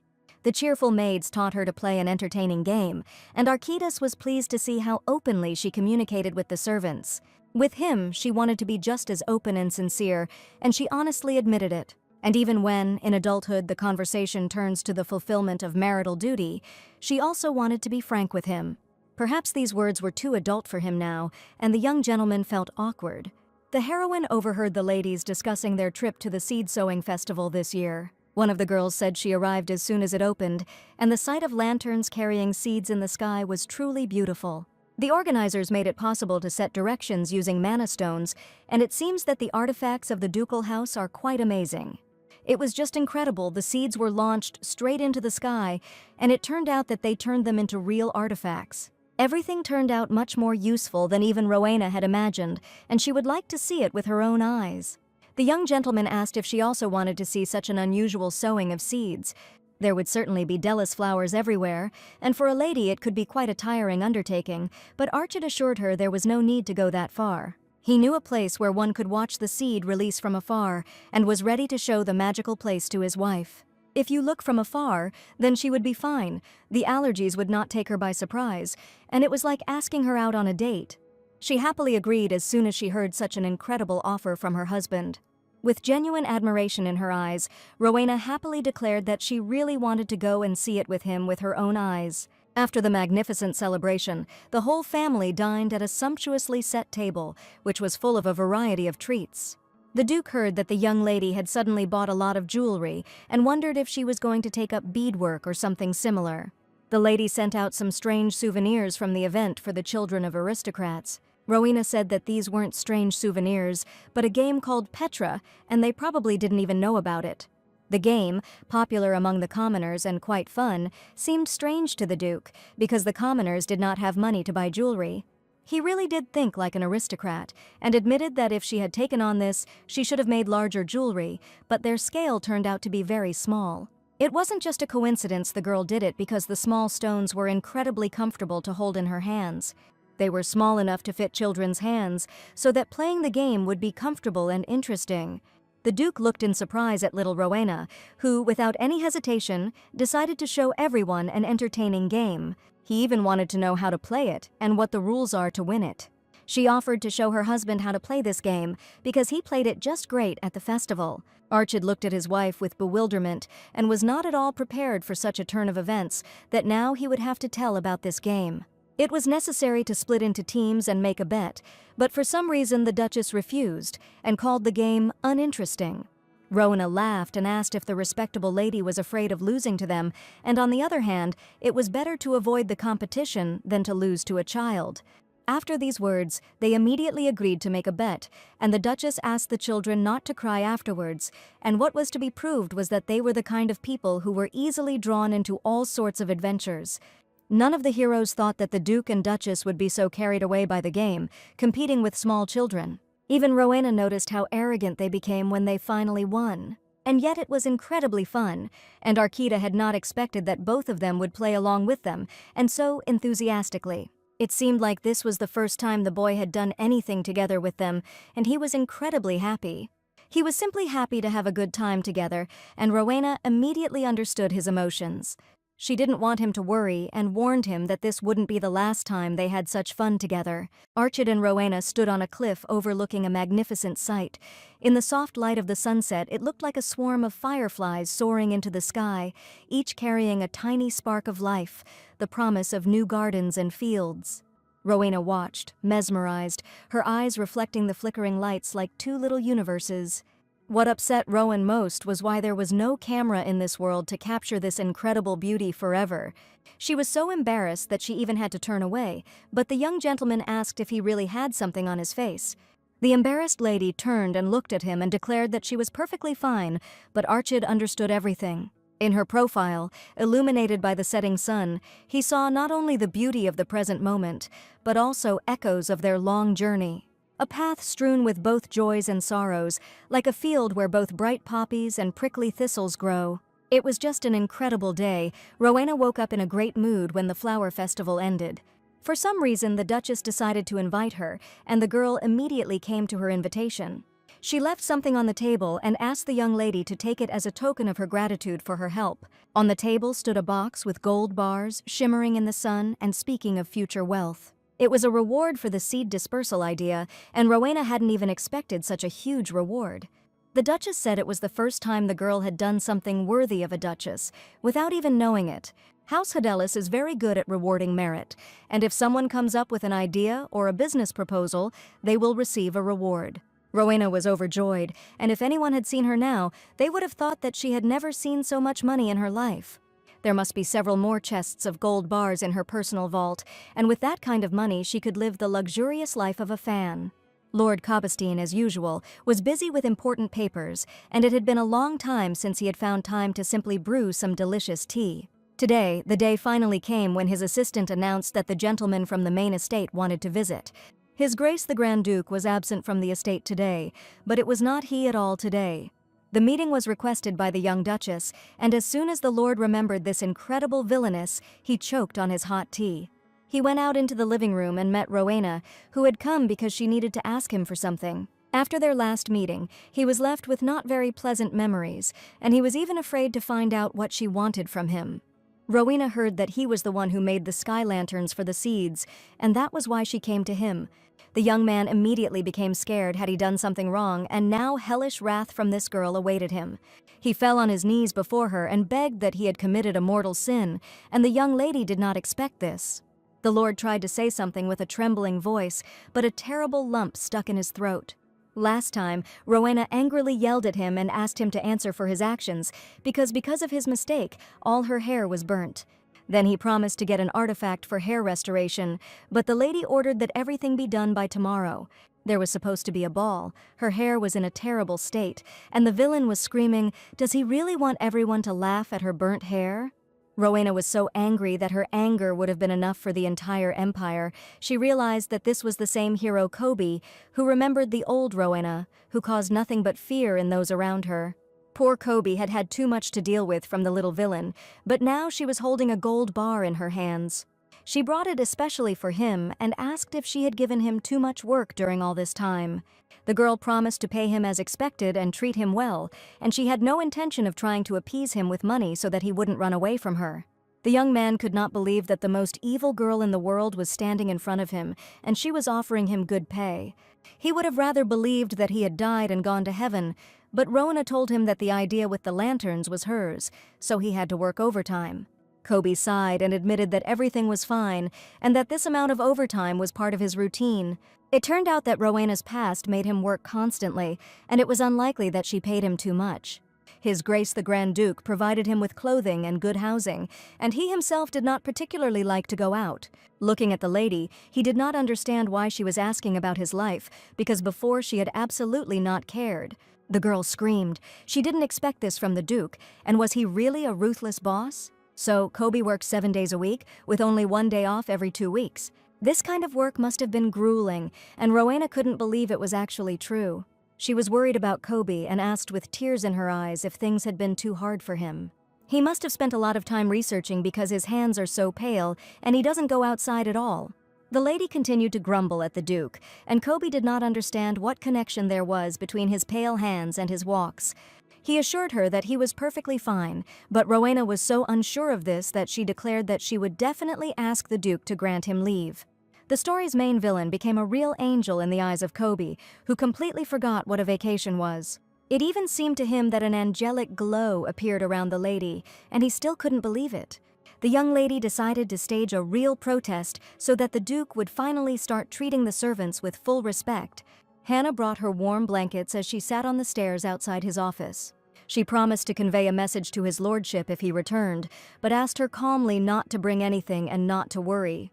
The maid was worried. The lady had just gotten out of bed, but the lady was indignant that if she wrapped herself up too tightly, she would turn into a snowman instead of a person. The maid understood that it was unlikely that anyone would be able to break the stubborn character of the future Duchess, and she would certainly never be able to cope with it. Rowena, wrapped in a blanket, continued to sit on the stairs and asked Hannah to leave her alone for now. The front door opened slightly, and Rowena watched carefully to see if the Grand Duke had returned. It was a young gentleman who saw a girl sitting on the stairs and was a little shocked. Delighted by his appearance, she asked if he had already finished his fencing training, which always began early in the morning. But he was interested in why his wife was sitting on the stairs so early in the morning in the cold, in her nightgown, with a red ribbon on her forehead. He touched her face to check if she was okay, because this behavior was very strange. She had a cold cheek. The boy asked what she was doing outside, if she had just gotten out of bed and she might catch a cold. Was she really expecting him to appear? But in reality, she was expecting the Grand Duke to appear. She could not refuse his words and admitted that she had really been waiting for him because he was her dearest husband. The young master still couldn't believe that his Rowena had changed so quickly, and he felt awkward every time she said something like that. Even now he lowered his eyes again, so as not to show his embarrassment, because he was the future Duke. The butler reported that His Grace the Grand Duke had warned that he would not be able to return to the castle anytime soon. Rowena specifically asked the butler to find out when the great lord would return. The boy asked if something had happened. According to the butler, some minor problems arose on the road, which is why the Duke still cannot return home. There had been a terrible volcanic eruption on Ice Mountain, and the situation in the area was unstable, so the Duke stayed at a nearby hotel today.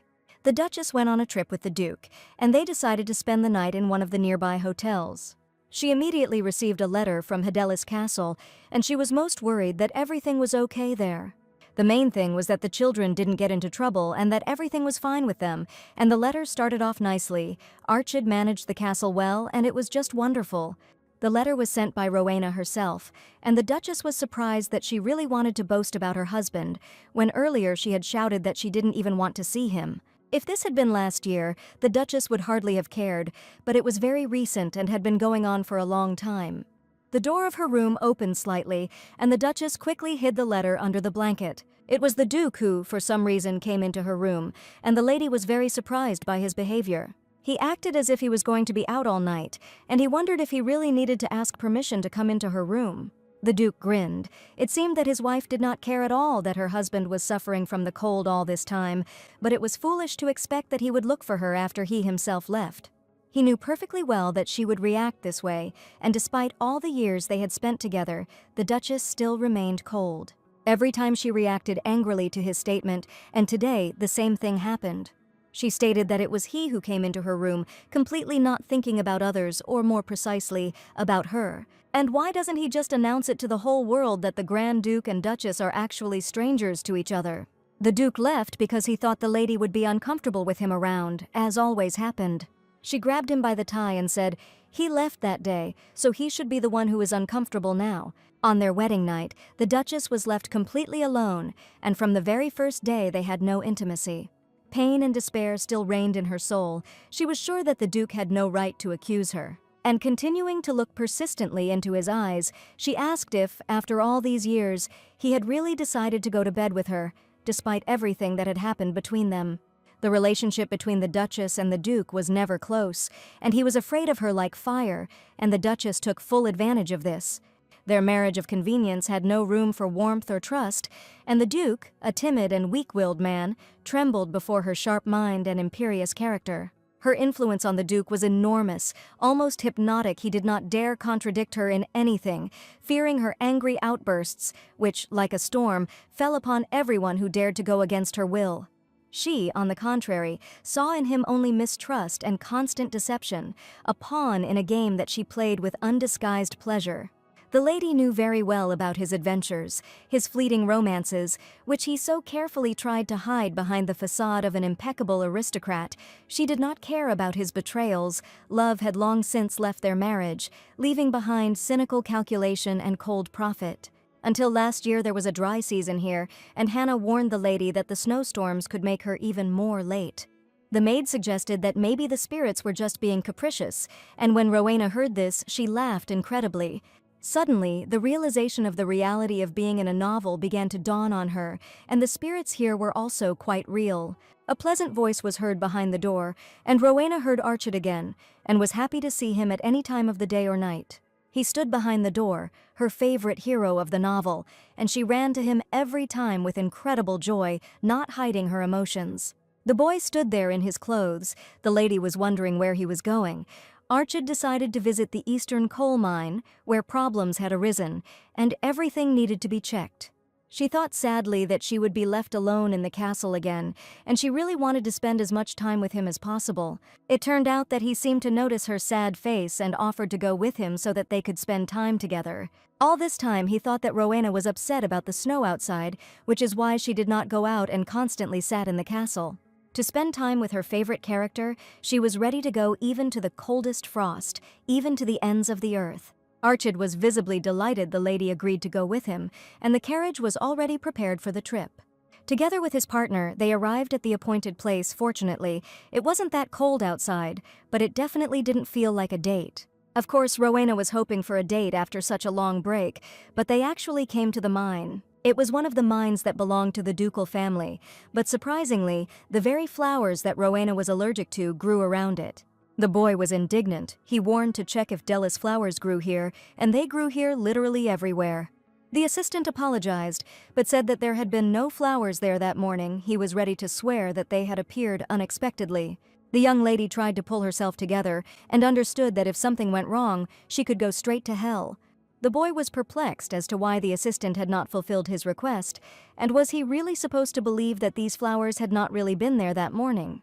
She was scared in reality. He was telling the truth, and who would plant flowers in a coal mine, although the young lord still did not believe him. Archid didn't want to listen to stupid excuses anymore, and warned that he would definitely hold his assistant accountable later to prevent anything like this from happening again. Even the young man did not expect such behavior from the young duke, who previously could not say a word to anyone. It looked like this man was about to die, that injustice, and Rowena herself almost died, so she didn't feel sorry for him at all. Archid warned Rowena that it would probably be better for her to stay inside the carriage, but they had taken so long to get here, and she definitely didn't want to sit alone all that time. He was worried about her, and after all, Rowena couldn't just say that she had a severe allergy. An allergy to Della's flowers must remain a closely guarded secret, and no one must know about it. This could be a huge disadvantage for the Grand Duchess, who cannot stand the symbol of the Hattaless territory, and even her mother herself warned about this. Rowena decided to simply cover her nose with a handkerchief so as not to accidentally inhale pollen and faint again. Covering her face with a kerchief, she admitted that the mine must have another entrance, so everything should be in perfect order and they could set off without any problems. The heroes descended into the mine and saw an incredible sight, something extraordinary, and it was advice, evidence of the high frequency of magical stones. No one had ever found samples of this size before, and the miners who came here every day didn't know anything either. The light appeared suddenly when the ground sank due to a snowstorm. This could be called the work of a spirit, and just this morning I also heard something about spirits. Now she remembered, that time when the land blessed by spirits appeared, and it seemed that land belonged to the Grand Duchess.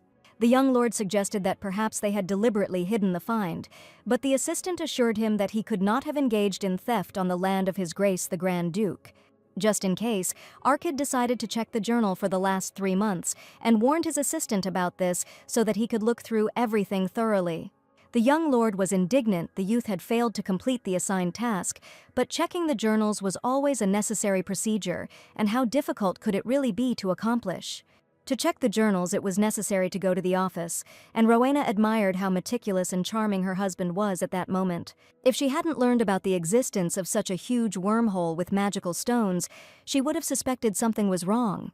Suddenly, the lady felt as if someone was pulling her down hard, and she only managed to scream before Archid turned around and saw something he definitely didn't expect to see. Little Rowena flew into the abyss with the magic stones in the mine. Archid extended his hand, but it was too late. She was already falling down. He tried to reach for her hand, but did it at the last moment, and there was simply no chance of taking her hand. His heart sank as if it had been cut down, and Archid felt genuine soul-chilling fear, and before his eyes flashed the image of Rowena falling. Without thinking, he rushed to the edge of the abyss, trying to make out at least something in the pitch darkness. The smell of damp earth and rot hit his nose, foreshadowing the worst. Rowena slowly opened her eyes. She was alive and saw something in front of her, Delis flowers at the bottom of the cliff. The soft glow of these rare plants enveloped everything around, softening the sharp edges of the rocks and turning the gloomy dungeon into something like a fairy tale garden. Luckily, the fall was incredibly soft, and what I was most afraid of was that I might faint from an allergy to the Delos scrolls. It was amazing. Voices were heard around her, quiet, like the rustling of petals, and butterflies were flying, their wings shimmering with all the colors of the rainbow, leaving behind trails of sparkling dust. It was unlikely that butterflies could talk, and Rowena looked at the little creatures in surprise, forgetting about pain and fear. Suddenly, one of the butterflies flew close to her and said that they were not butterflies at all, but magical creatures. One of the fairies, the bravest one, flew closer to the lady and spoke in an understandable language. She called herself the spirit that all people talk about.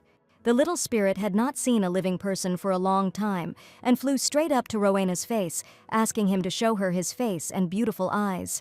Rowena held her nose tightly with her hand the whole time and told us about her allergy, which almost caused her to die from the flowers that grow here. The fairy said it was simply amazing. In fact, she could feel the dolphin, the mana that all the magicians talk about, and the magic stones are created when the spirits absorb the dolphin, leaving behind its remnants. The fact that she was in pain meant that pure dolphin had been absorbed into her body. The fairy called it a sweet event, and another fairy asked if she was really in pain now. Rowena took her first deep breath, and if she thought about it, she didn't feel anything at all anymore, but on the contrary, she felt a surge of strength. The spirits asked her not to worry. The body, fully awakened to the influence of the dolphin, could no longer reject her. Stretching on a flower, another fairy confessed that they all felt this pain when they were born as spirits, and it was a completely natural phenomenon. Rowena was a human, but her body was filled with dolphin. It was unique, and most importantly, the fairy had never seen such a rich dolphin, and nothing like it. The fairy was delighted that if they made a contract with this girl, then they would be full, and this sounded very tempting. It sounded like a threat, but the fairy said that if she made a contract with them, she would be able to use their power, and that's not all. She could cleanse polluted lands using the dolphin inside her. According to the original plot, it will begin soon, and then the saint will go to the Empire to cleanse them, where fate will bring her together with Zeronis, imprisoned in a polluted area. Rowena thought, everything can change, and if she becomes a spirit mage, then her future will definitely be different, and she will not die. All this time, Archid was looking for Rowena. The knights arrived, but they couldn't even find any traces. It was simply impossible. The boy searched the entire mine, but did not even find a single trace, and Rowena seemed to have disappeared. Several hours had passed, and the knight approached Archid, suggesting that they rest outside for a while and then resume the search. The boy angrily stated that he was really suggesting that they rest when they didn't even know if his wife was alive, and suddenly she was languishing in pain in a ravine. Archid felt very guilty if he hadn't offered to go with her. She would be fine now and would have simply stayed in the castle. Rowena was the first person who trusted him, and he was very worried when something happened. Even if her recent change in behavior was just a girl's whim, it was more than he deserved, and he never tried to expect more. So he couldn't believe that if she disappeared forever, he wouldn't survive it. But suddenly, a blue glow appeared in the depths of the mine. It was her. Archid looked into the distance and couldn't believe it. She was walking safe and sound, as if she hadn't fallen into any ravine at all. The moment seemed unreal, like a dream woven from hope and despair. The darkness seemed to retreat under the onslaught of his amazement and relief. He grabbed her hand as if he was afraid that she might disappear again into the darkness of the mine, as she had done. Rowena saw that the boy was covered in sweat and asked if he had been running a lot, but people still had evil in their eyes, and he definitely couldn't sit with his hands folded. Tears came to his eyes, and he admitted that he was very afraid that she might disappear, and he would never see her again. He felt a strange mixture of relief and fear. So much had happened while they were apart, and she understood his fear. Rowena smiled tenderly and let him know that he didn't have to worry anymore, that they were together again, and that nothing terrible had happened to her. The young gentleman still couldn't calm down. He was excitedly talking about something with the knight, while Rowena sat to the side, and butterflies were flying around her. She whispered angrily to the fairies. They could have said that so much time had passed, but the spirits were surprised that people were really so worried about just 3 hours. They noticed that this guy was very impatient, and they realized that the young boy was her husband, and he was really incredibly handsome. Rowena angrily told the fairy to stop talking nonsense and stop materializing, but the spirits waited too long to manifest.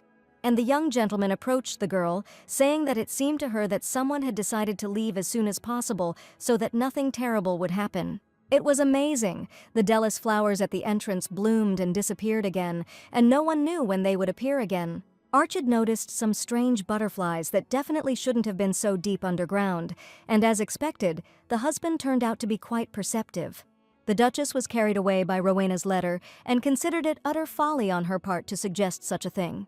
Having received some money, the girl suddenly became active in business, but she did not even imagine that the young lady had met spirits in the mine. Spirits who bless even arid lands with their touch, making them fertile. If there was evidence of spirits, the mine's value could skyrocket, and this mine was too valuable to give to Duke Damien. The Duchess had no intention of sharing any of her secrets with this man, and secretly hid her plans. She hid the letter as soon as he entered the living room and asked what happened today. The Duke told her that they could go to the castle tomorrow. It might take time and he would have to clear away the snow, but the lady didn't understand why he kept running back and forth when he could simply have the servants pass on the information. The Duke heard that a letter had arrived, and did he really come because he had learned of its contents? Judging by the Duchess's reaction, she corresponds with someone quite often. The first thing he thought was that the lady had simply found herself a lover and was therefore carefully hiding the letters. The Duchess was outraged. Was he really allowed to have mistresses while she couldn't correspond with anyone? But the man assured her that this wasn't the issue at all, and she could date anyone she wanted. He had no intention of interfering in her love affairs, but he mentioned the young master's name as if he saw the reason in it. Elena angrily pushed the gentleman, screaming that she was not at all as perverted as he was. She tried to push him out of the room, shouting that if he wanted to have another relationship, then he was free to do whatever he wanted. Her hair was disheveled, her eyes were blazing with anger, and slamming the door in his face, the Duchess declared that she was not at all interested. This was the first time she had locked the door, and so far, it meant the Duke could come in at any time, and now he felt pathetic. Rowena's correspondence with Her Grace the Duchess continued every day, and the carrier pigeon tirelessly brought her new letters. The Duchess wrote that if what the girl said was true, she was ready to consider her conditions, and asked her to return to the castle with her proof of the spirit's blessing. Only in this case was she ready to trust her and continue working to be sure that the little girl was not lying. The lady breathed a sigh of relief. She knew it, and it looked like the Duchess had already agreed to make a deal. This means that Rowena needs to show the little fairy as proof so that the Duchess will believe her words. The fairy warned her in advance that she could not fulfill her request and just appear for some other person to see. Rowena was surprised why everything was like this, and the spirit materialized perfectly in the mine, and there were no problems up to that moment. The fairy warned that as soon as the contract was revealed, the baby could be in danger, and when she understood how the power of the spirit works, everything would become clear. A spirit mage's power comes from the energy of the earth, which awakens their abilities, and in ancient times they needed to work in groups to cleanse the lands. The lady was indignant. The fairy had described everything as if she could do everything, and now this contract seemed to her to be some kind of fraudulent, but that was usually how it worked. The fairy explained that the power of energy is divided between spirit mages. Rowena was the only spirit mage, and it turns out that all the power was concentrated in her. Therefore, it is not worth letting others know that it is the little girl who is the great magician, and the heroine was glad that she finally learned how important she was. The fairy asked to simply listen to her, and when Rowena finds out why the spirit magic disappeared, she herself will not want to reveal herself. The little fairy did not want to lose her contractor, and even more so, expose the girl to even the slightest danger. For some reason, the fairy suddenly became so serious, and Rowena thought she was just a chatterbox who only knew how to eat and talk. Rowena was sure there were many ways to convince someone of something, and she tried to figure out how to do it correctly. If it's the right person, he might be able to find evidence quickly, and she won't have to participate. Rowena realized she needed the so-called spirit-obsessed man, and one day he found evidence of spirit traces in the mine and received a large reward. Surprisingly, this man was supposed to be passing through here soon, and the delighted lady felt that there was a smell of big money and success here. To prove that spirits exist, the fairy offered to show a stone on which there was an imprint of some animal, but it turned out that this was not suitable at all. No matter how you looked at it, to Rowena it looked like an ordinary bear track, but the stone was covered in glowing powder. The fairy was indignant. The shiny powder on the stone was their trace, but the people assured her that the evidence should look more convincing. They argued while the fairies proved that the stone was perfect, but Rowena did not agree. She gently teased the little fairies who were too sweet and insightful and took her every word seriously.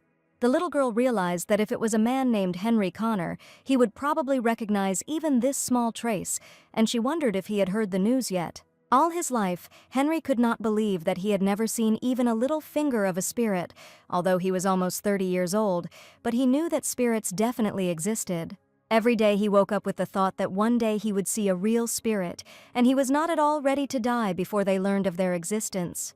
Suddenly, in one of the taverns, he heard a conversation between men. The Grand Duke and Duchess had closed the mine, and the young Duchess had gotten lost and almost lost her life. The man confessed that while they were desperately searching for her, she was digging up magical artifacts. He thought it was just an ordinary stone, but it turned out to be a fossil with traces of spirits or something like that. Henry dropped the glass fragments in surprise as soon as he heard the word perfume from the strangers. Without thinking, he immediately approached the group of people and asked what he had just said.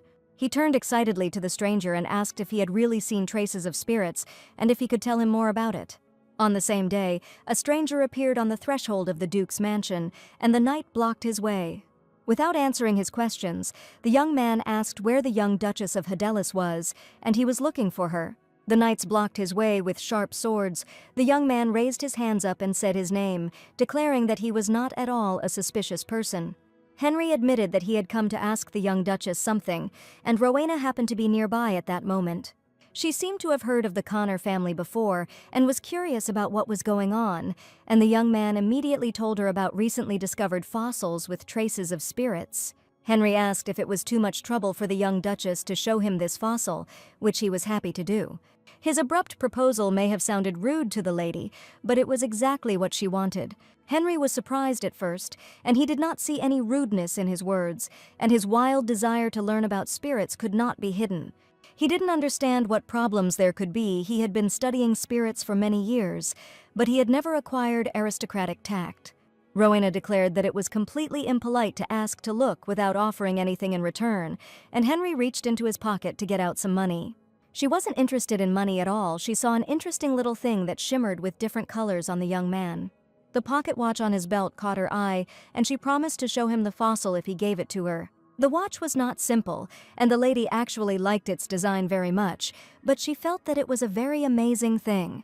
Looking at his watch, Henry thought that if the young Duchess was happy with this, then perhaps he should give this thing away to finally find out about the spirits.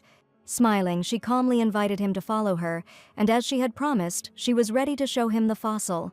First of all, the young gentleman was dissatisfied, and he sternly asked why his wife brought that man here, and he had never heard of the Connor family.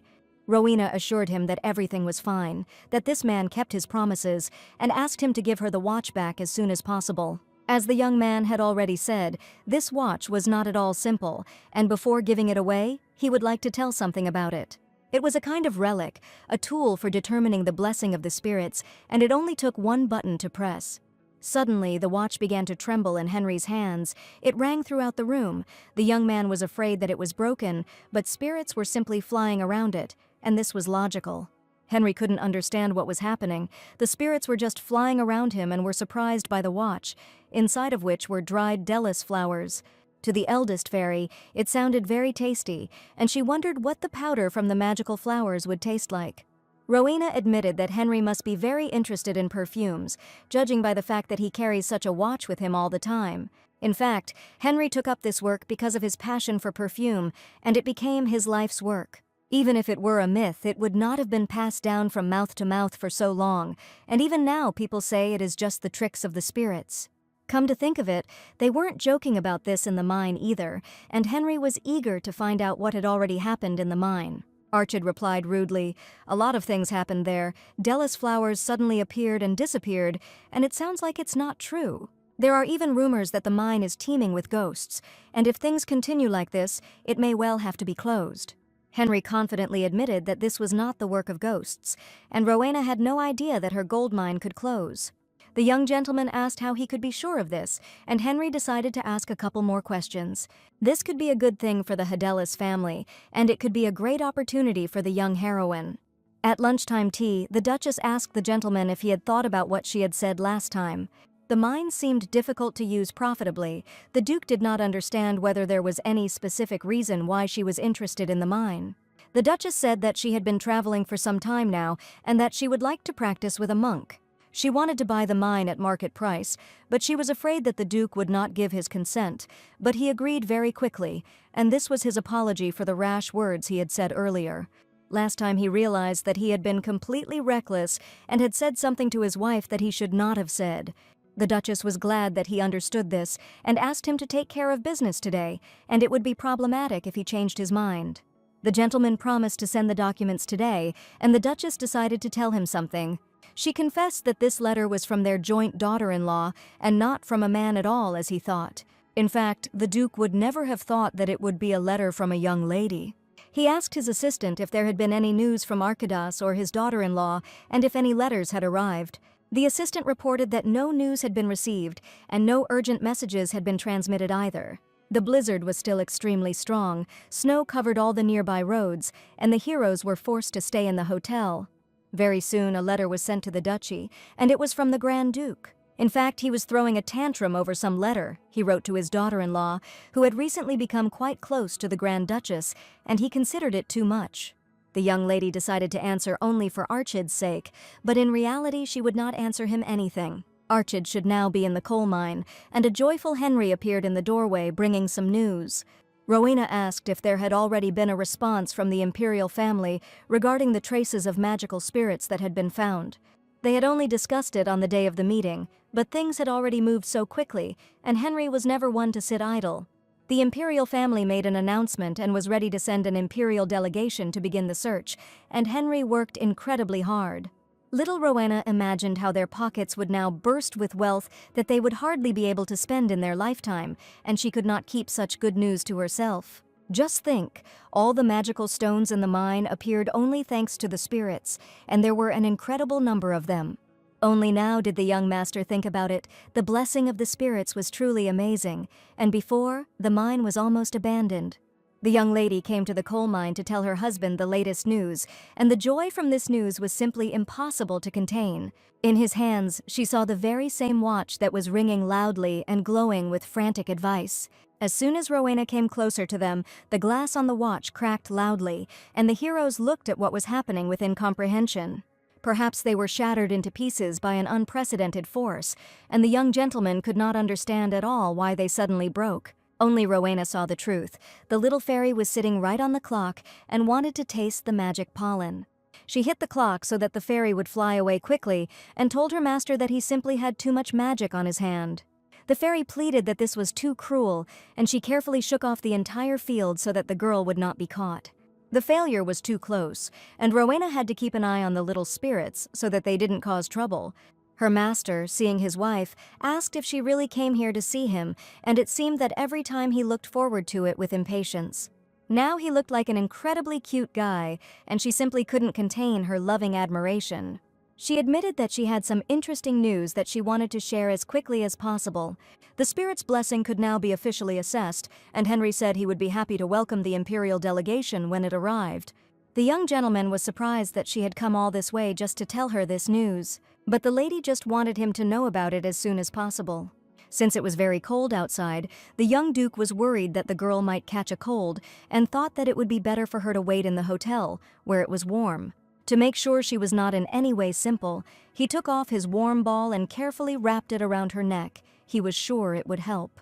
The pleasant scent of the young duke's perfume permeated the entire scarf, and Rowena admitted that her hands were also a little cold. Archid laughed, and today it was indeed cool outside, and next time he promised to make sure his wife was dressed warmly. Archid gently took Rowena's hand to warm it. Her fingers were icy despite his best efforts to warm them with his warmth. They walked hand in hand, in silence broken only by their breathing and the soft rustling of the fairy's wings, who continued to accompany them. At that moment, Rowena felt embarrassed, and even thought that the young duke looked like someone who could easily get the attention of any lady. At the gate, they were met by servants whose faces expressed a mixture of relief and surprise, and the butler bowed. The maid immediately asked the lady if the journey had gone well and if they had had a wonderful time together.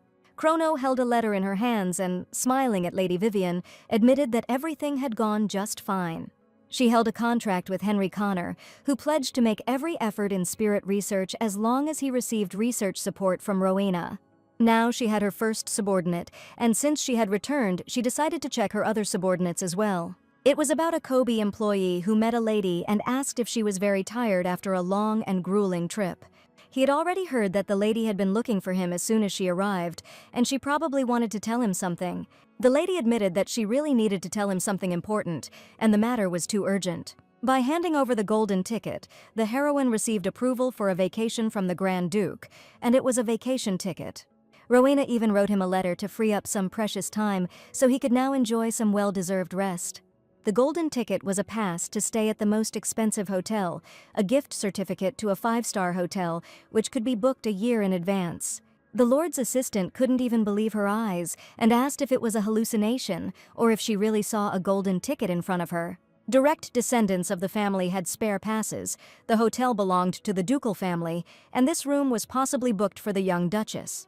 This must definitely be a luxury room, which you can't get into even if you have money, and the assistant asked the Lord to just pack her in his suitcase. Rowena had also already prepared a carriage so that Kobe could travel in comfort, and he was incredibly delighted. It was too generous a gift for him. Kobe rode beautifully, and Rowena was indignant. Did he really want to ride all the way? The young man simply did not know how to repay the young duchess's kindness, but she did not want him to feel any pressure about it. Rowena stated that the young man would simply have a lot of work to do upon his return, so he needed to get some proper rest. Kobe was a diligent and hardworking man, and he was always happy to take on important assignments if they were truly significant. He promised to do everything the young lady asked him to do, and he didn't even believe that he would finally go on vacation. Even Hannah herself envied the holiday in an expensive hotel, and she wondered how the young lords were doing. They were quite pushy, but they truly adored the young lady, and Hannah was absolutely sure of it. She admitted that the young lords missed her very much and had great respect for her. The conversation turned to the April twins, and Hannah asked if the young lady didn't miss the young lords she hadn't seen for a long time. Elian, popular for her hat-cat features and impressive physique for her age, and Kyle, who looked similar and was loved for his cool and intelligent aura. They both had terrible personalities, but were complete fools to the main character, and to Rowena it was a distorted love, as if they saw her as a deceased younger sister. It seemed as if Hannah had just given her an interesting idea that Rowena hadn't thought of before. She heard that the Duke and Duchess would be returning soon, and they should make preparations in advance for their arrival. The young lady saw it this way: the servants should greet the Grand Duke, but she did not want it to look too formal. If anything, she wanted to increase their affection points, and at the same time she wanted it to just be a warm welcome. After some thought, she realized she had something perfect for the event and was ready to make it a reality. Soon the Duke and Duchess arrived, and as soon as they stepped through the door of the house, beautiful pink flower petals showered down on them. In the living room on the stairs stood Rowena with Archid, holding signs in their hands, and the maid joyfully welcomed the return of the master and mistress. The torn plaque read a greeting to the beautiful Duchess Helen, and angels are currently searching for the missing goddess. Perhaps the children had indeed gone too far, and the Duchess looked at the greeting with surprise. The boy also had a sign in his hands, and there was an inscription about Demian, who is worth falling in love with, and it is unlikely that you can leave him. It was the first time in the Duchess's life that her children had greeted her like this, and she was incredibly touched. That wasn't all. Archid was supposed to come out next. Now was the time to give him something nice. From behind his back, he took out a beautiful multicolored bouquet with soft pink and white flowers, and embarrassedly admitted that it was a gift for his mother. Young Archid waited for his mother and father to return, and for the first time the lady saw him so sincere. The boy's eyes were filled with an undisguised desire to be loved, accepted, to simply be a son, not an heir, a burden of responsibility. She realized that behind the mask of the future Duke lurked an ordinary boy yearning for his parents' love. This fleeting revelation broke down the wall that had been erected between them, revealing a vulnerable soul that longed for warmth and compassion, and she tenderly embraced her son and daughter-in-law. After such a grand welcome, Hannah asked the lady how she came up with such a brilliant idea. Everyone looked at Lady and Lord Archid. They were incredibly sweet, and the sincere emotions of admiration could not be hidden. Hannah said they even had to bring in an artist to capture the beautiful scene. Rowena was indignant. Did everyone really have to see how the young lord was nervous and gesturing with his head, and he was very worried. When Kobe came, she first thought about having him make a memory stone so that moments like these could be captured. Downstairs, the servants were bustling about. For some reason, everyone looked very busy, and all because of the upcoming important banquet. An imperial delegation sent by the imperial palace was arriving, so the servants' excitement was not surprising.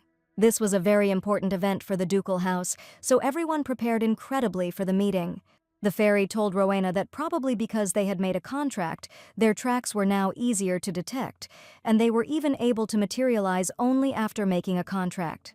These remains accumulate for a very long time before becoming magic stones, and fairies said that they could create magic stones when they ate dolphins. So, the heroine found the goose that laid the golden eggs, and the fairy was indignant at why she treated it so recklessly as a talent. After such a pleasant meeting, the Duchess looked incredibly kind, and she looked at her daughter-in-law in a completely different way. Today, a stranger was walking next to her, a man the young lady had never seen before. The Duchess introduced the head of the delegation, a man she had known for a long time. It was Duke Douglas Ethel, an influential and famous gentleman from the Ethel family. Rowena realized that they were talking about the family of the villain Catherine, about whom she had read a lot in her favorite novel. He smiled and admitted that he had already heard a lot about the young lady, and Elena had praised her so much that her mouth had even gone dry once. Hearing this, the Duchess became embarrassed, and only now did the girl realize that she really treated her very well. Douglas said that Elena had praised her, and he had heard that the lady had done something quite impressive at the last festival. And in fact, he would very much like their Catherine to be at least half as much like a young lady as the Grand Duchess. Catherine was about the same age, but lately she had been completely absorbed in riding and court work, and was constantly returning with injuries. Elena asked if she should probably stock up on some effective ointment, and as expected, the Grand Duchess understood Catherine's true feelings. Douglas asked if the Duchess was speaking from experience and that, indeed, Elena fell from horses less often than the Duke. They laughed. The moment was sweet and awkward, and Rowena noticed it was as if they had known each other before. He was from the imperial faction. Elena was a member of the royal family, and perhaps the three of them had actually known each other at one point. The Grand Duke probably knew them too, and he was probably in the capital at the time, and they definitely had something in common. While they were having a pleasant conversation, the Duke approached them and asked what they were talking about so enthusiastically. Demian approached them with a cold expression on his face to welcome the new guest to his domain. He seemed puzzled by something, and Rowena asked if he had gone out for a walk and some fresh air.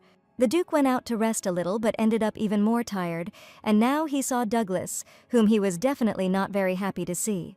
He asked if he and she had experienced any inconveniences during their stay or trip, and noticed the gentleman's tense face. Douglas admitted through clenched teeth that he was glad to meet an old friend after so long, and it would be great if this friend did not throw away his letters. Mr. Demian admitted that even if they were friends, it would be impolite to continue to maintain contact with a married woman, and there was clearly a tense atmosphere between them. They say you only see what you want to see, and you warned both eyes not to twist the pure friendship between him and Elena. Like two animals, they pounced on each other. Demian did not consider this pure friendship, and asked why he continued to hang around Elena even now. Elena covered the girl's eyes with her hands so that she would not see the terrible scene of two grown men behaving like little children. The Duchess was indignant and asked not to do things that could be misinterpreted in front of the child, but the heroine really wanted to see it. She asked Demian if he had dared to touch her letters, and the young man declared that it was just a mistake. In fact, letters from Douglas were constantly arriving for Elena, and each time he secretly threw them away and burned them. Demian asked if she really considered him so petty, and the Duchess was sure that everything was happening because of that very mine. The Duke tried to change the subject and began talking about his constantly painful stomach, and Elena expected nothing else from him. Douglas decided to leave the pleasant company so that the little girl would not see their quarrel, and so that the scandal with the Duke would not escalate. He approached the Duchess and confessed that if she ever came to the capital, he would be happy to introduce her to his daughter.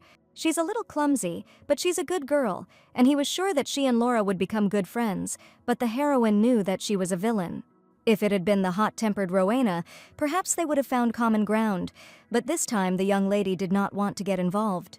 To end this madness as quickly as possible, Rowena said quietly, her legs were starting to hurt from being outside for so long. Demian wanted to accompany her, but the Duchess decided to do it herself. Turning around, she took the little girl by the shoulder and decided to accompany her herself, and it was immediately obvious that she looked exactly like her mother. The weather that day was simply wonderful, everything was going great, but sitting opposite Duke Rowan, she didn't understand why it was stuck there, as if in captivity. He seemed to want to talk to her personally, and asked if the young lady thought the Grand Duchess was upset with him. If he had decided to take pity, he could have cut off a piece of cake first, and Rowena admitted that frankly, she was not aware of their relationship. The Duke was worried. It seemed like she had been avoiding him lately, and was he really only noticing this now? Demian even thought that it was because he diligently burned all the letters until his voice was gone that he suddenly decided to remember about the Duke. Finally, he cut Rowena a piece of the fragrant cake with fresh strawberries that she had been drooling over. It was as if he didn't want to give it to her right away, and as soon as the girl held out her hands, he stopped for a moment. And should this piece of cake really go to her for a reason? And suddenly Demian declared that he wanted the girl to watch the Duke. It seemed that the man was strangely lenient towards him, and the Duke had probably already come up with some kind of plan. Rowena asked if he was trying to bribe her with just a cake, but at that moment, Demian put a pink book with a golden lock on the table. It was a diary into which the heroine poured blood, sweat, and tears, recording everything from Rakid's birth time, height, and blood type to her secret tests on a seal. And from somewhere her diary appeared in the possession of the Grand Duke, and in order not to reveal herself, the lady declared how she had simply lost it long ago. Demian wasn't going to give it away just like that. He installed a lock and picked up the diary on his land, assuring that it now belonged to him. The diary was only needed until Duke Ethel went home, and if the girl fulfilled his request, he would give it to her immediately. Even though the diary originally belonged to her, the Duke insisted he found it first, and Rowena just wanted to finish him off right then. Keeping an eye on the Duke turned out to not be that difficult. Having mastered the art of watching Archid, it was incredibly simple, and Rowena handled it with ease. She had to report information about where and with whom she saw this man, and with whom he spent time most often. She even beat the Duke at chess and told Demian about it, with whom she now met every evening. The Duke didn't understand. He could play chess too, but for some reason the Duchess had never done it with him before. The girl offered to play together, but the Duke knew that if she lost, she would definitely start to freak out. Since he looked exactly like Archid, and when he acted like that, she wasn't even angry anymore, but the observation seemed more like an excuse, and he just didn't want to leave them alone. Come to think of it, Mother and Duke Ethel seemed to get along well, and Demian confirmed that the Duchess always got along better with him. Rowena wasn't so sure about that, and in her opinion, her mother felt much more comfortable with Duke Ethel. Demian couldn't believe it and realized that the young lady seemed to be enjoying her little game of being the observer. He sighed sadly and asked what a child could understand about the affairs of adults, and he was sure that the girl had imagined it all. The Duchess really got along well with this man, and she was probably just jealous of the Duke, but she couldn't understand one thing: why she married him when there was a man with whom she enjoyed communicating. The story became increasingly confusing, new facts emerged, and the heroine desperately tried to figure it out. Today she decided to do some flower arranging, and the maid was surprised because it was rare to see a young lady doing such an activity. A nobleman must develop various cultural skills, and the maid wondered if she was not waiting for the Grand Duke and looking out his window. Rowena was indignant at how Vivian could speak so easily about her mistress's personal life in such a way, and did not even notice that she had huge thorns on the rose stems. The little girl pricked her finger, and perhaps the maid should have warned her in advance, and the girl could not hold back her tears. Vivian ran to get some healing ointment to quickly stop the bleeding, and the lady was left sitting alone. A young gentleman came running to the screams, asking what was going on, and saw drops of blood running down his wife's finger. She had only pricked herself with a rose thorn and thought it was nothing, but there was too much blood flowing from her finger. Today he was acting assertively, and if the heroine voiced this, perhaps he would get scared and recoil, but however, she would not mind seeing such a reaction either. And the lady turned away from the wound, sighed, and admitted that the wound would heal faster if her beloved husband blew on it. Rowena never acted like a true lady. The boy was a little taken aback as she looked at him with loving eyes. He blew gently on her hand, tenderly and trustingly, and this gesture reflected all his incredible care. He looked at the girl and asked if she felt better, and if it really helped ease the pain. Rowena was ready to die of mercy right now, because this was her favorite hero. By this time, Vivian had already brought the ointment and saw that Lord Archid was already next to his wife. He greeted the maid politely, like a noble aristocrat, and it seemed that the boy was changing more and more every day. He became much more familiar with names, calling the servants by their names with respect, and he was definitely not like this before. Vivian applied cotton wool to the wound. The wound stung intensely, and the maid laughed and was sure that the pain would now go away. For some reason, the lady always got hurt exactly when the maid forgot to take the healing ointment with her, and this could not even be called negligence. Hearing this, the young gentleman decided that the ointment should always be close to him in his pocket so that nothing like this would happen again. Rowena's eyes sparkled with love, and she confessed in a gentle voice that it would be much better this way. If Archid were to court her, she wouldn't mind scraping both her knees just to feel his tenderness and warmth. With each passing day, their relationship became warmer, more friendly and sincere, and the heroine was happy about it. She heard that this weekend before the delegation left, they would have an archery competition with Duke Ethel participating. The young lord was also scheduled to participate in this competition, and he asked if Rowena had time, would she like to come and watch. She couldn't even imagine missing this grand event, and who else would support their favorite hero the way she would? Rowena even prepared a handkerchief in advance and admitted that she embroidered it every day, pricking all her fingers, just so that her beloved husband would be happy. She presented him with a small surprise, a gift box containing a handkerchief for good luck and the young lord's victory. Before the competition, Archid diligently trained in archery. He didn't just train, he dedicated himself to this activity entirely. His young shoulders, not yet fully strengthened, felt every effort, every repeated drawing of the bow, but his tenacity and determination overshadowed his physical fatigue. His efforts were not in vain, and a gentleman approached him and confessed what was to be expected from the young duke. The young man was confident that this time his lordship would definitely win this match, and that man was Ethan Hedelis, vice-captain of the Order of Knights. The boy was not so confident in his victory, and she thought that Ethan was simply flattering him because he was the son of a ducal family. He had a long way to go if he wanted to surpass his father. The vice-captain had become his fencing instructor by order of the Grand Duke, but the boy was still worried.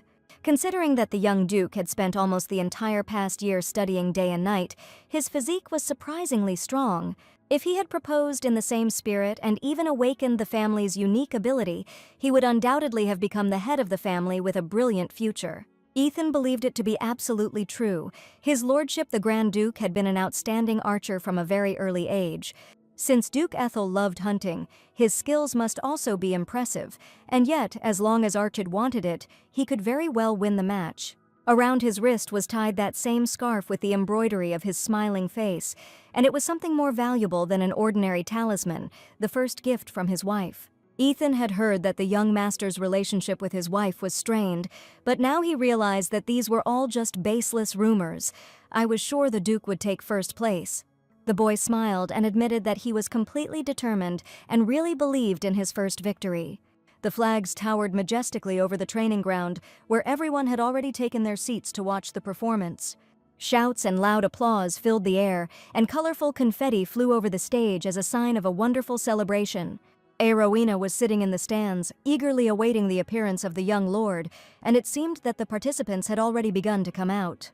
To Kyo's great surprise, Her Grace Duchess Elena was the first to come out, and she certainly didn't expect to see her there.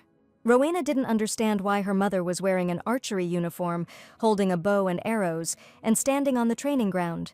The maid said that the Grand Duchess had loved archery since her youth and was very skilled. At first it was just rumors, but they say she ties up people she doesn't like, puts an apple on their head, and trains that way. Perhaps the Duchess really was a terrible person, but it didn't matter now, because her favorite hero finally appeared among the participants. Rowena sighed in admiration and immediately saw the small bandage on his wrist, and it was him, her gift. Arkid felt her gaze on him, raised his hand and showed that she had her talisman in his hand, and it would definitely help him. Rowena couldn't believe that the boy had conveyed such significance to her first gift, and it was a blow to the heart. She was so excited that she hired artists in advance to capture all the important moments of the competition. Today, Duchess Elena was a little nervous before the performance and felt a little confused. Her hands were shaking and her gaze was a little downcast, and as he approached her, the Duke immediately noticed her worries. Demyan approached her and admitted that she shouldn't overload herself like that, and that she had been busy with work all this time. And perhaps it would have been better if she had withdrawn from the competition altogether, so as not to experience such discomfort.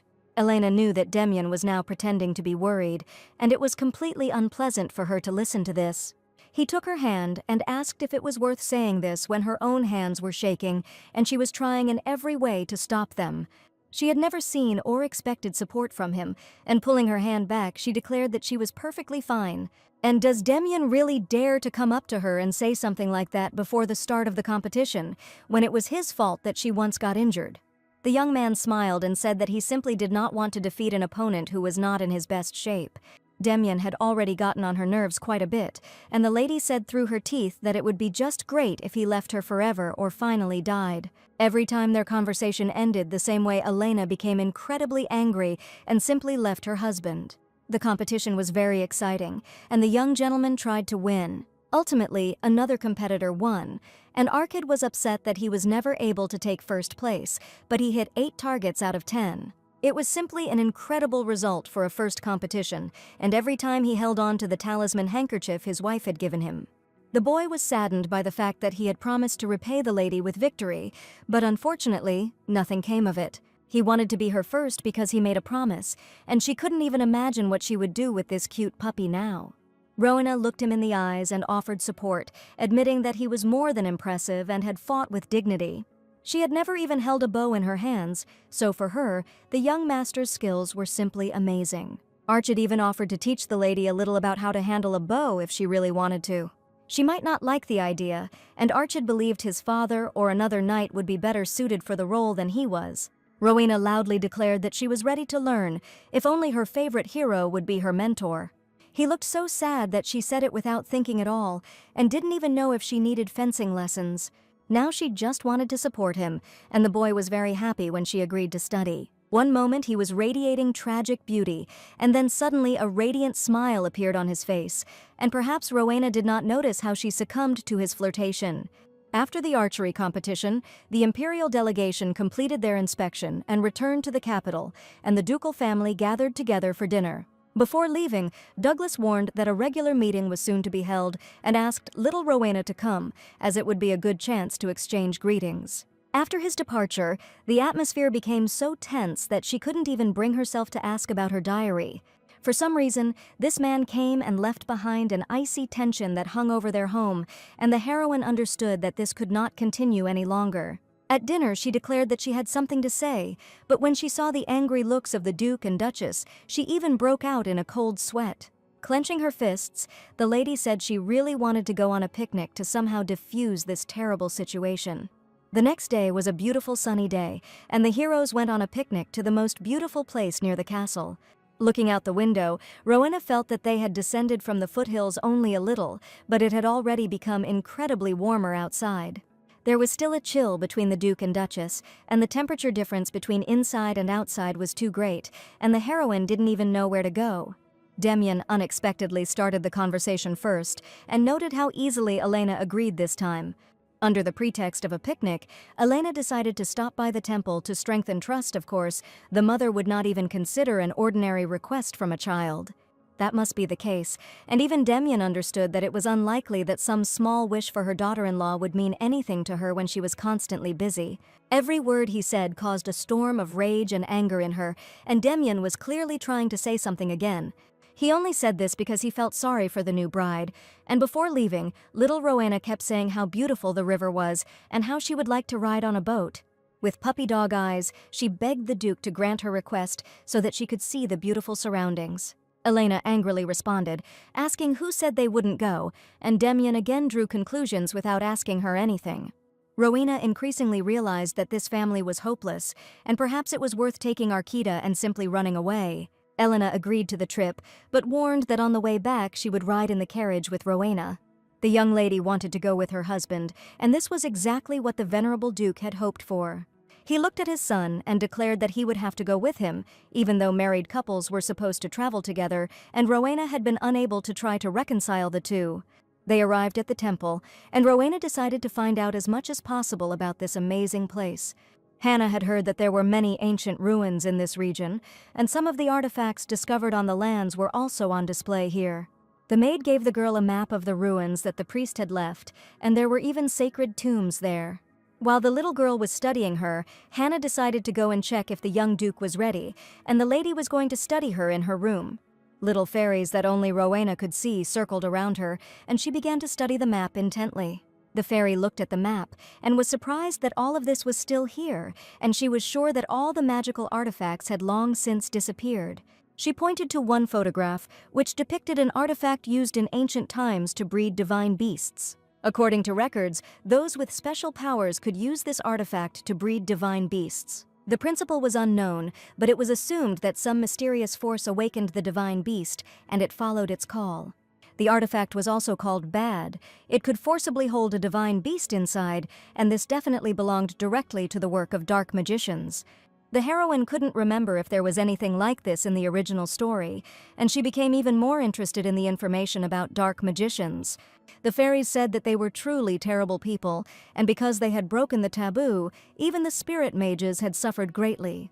The spirits were afraid to remember this. They did not have precise information, and it was only known that it was connected with time. It was a terrible time. The world stopped one day. Spirits completely separated from people. Dark magic should have disappeared, but everything turned out differently. The power of shadow that tears apart the world and defiles the earth, and therefore, the cause of corruption is precisely dark magic. In the original story, corruption began suddenly and threatened the continent like a terrible plague, and it turns out that in the original story too, someone used dark magic. Could this really be happening now? And Rowena thought about it seriously, but she had just been informed that the young Duke was already completely ready. The little fairies really wanted to save the divine beast, to see it in person, and Rowena was ready to help them. The fairy didn't even believe that the girl would agree right away, and she decided to seal the promise with her little fingers, and it turned out to be very ticklish. Arkita was informed that the young lady wanted to go to the museum to see the magical artifacts with her own eyes.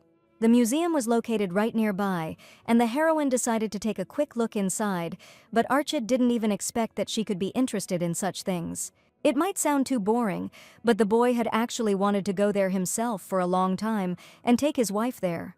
Her father and mother were busy with work again. It was useless to ask them for anything, and Rowena decided to choose her own entertainment. The heroes had to stay here until tomorrow, so they had plenty of time to study the magical artifacts. Only because of this trip could it be called a date, and the lady was touched that it was their first date. In any case, it was great to get out and have some fun outside the castle, and it would probably be more accurate to call it a family trip rather than a date.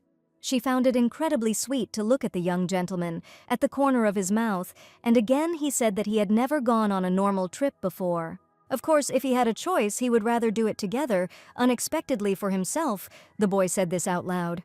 These words did not bother him at all, and he admitted that the presence of his parents was a great distraction from family life.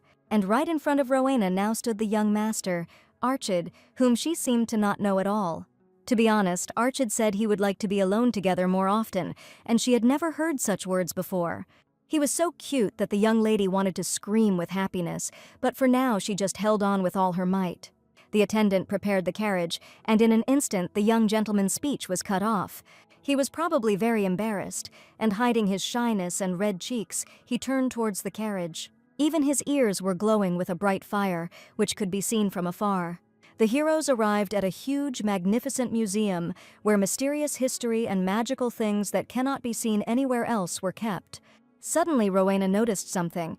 They had been walking next to each other all this time, but the most important thing was something else. It was a little dark here, and under the pretext of darkness, the young gentleman held her hand tightly, and it was very pleasant. The young lady laughed. She must have been a pencil in a past life, because strange thoughts constantly visited her. At the end of the hall was the very artifact that the little fairies had spoken about when they were looking at the map. On the stone-like steel, there was a sphere that looked like a normal piece of rust, and it looked like one of those pocket monster catching balls. The fairy flew up to the artifact and began to peer intently at its bizarre pattern, trying to discern something. Luckily, there was nothing here. The artifact was completely empty, and it was good that the divine animal managed to escape safely, and Rowena was sure that everything would happen exactly like this. These artifacts looked like old junk, and if the young master had passed by, he would not have even realized that they were magical things. Looking at the sphere, the young gentleman felt like he had seen it somewhere before, and that this sphere was similar to the object that was in his father's office. Archid remembered the Duke telling how the antique dealer had deceived him and put it in a box. It was the same sphere, and the patterns were even exactly the same. If the Duke believed he had been deceived, perhaps it was simply a forgery made by an antique dealer, or perhaps it was the other way around. There were some mysterious markings drawn on the floor in front of the pedestal.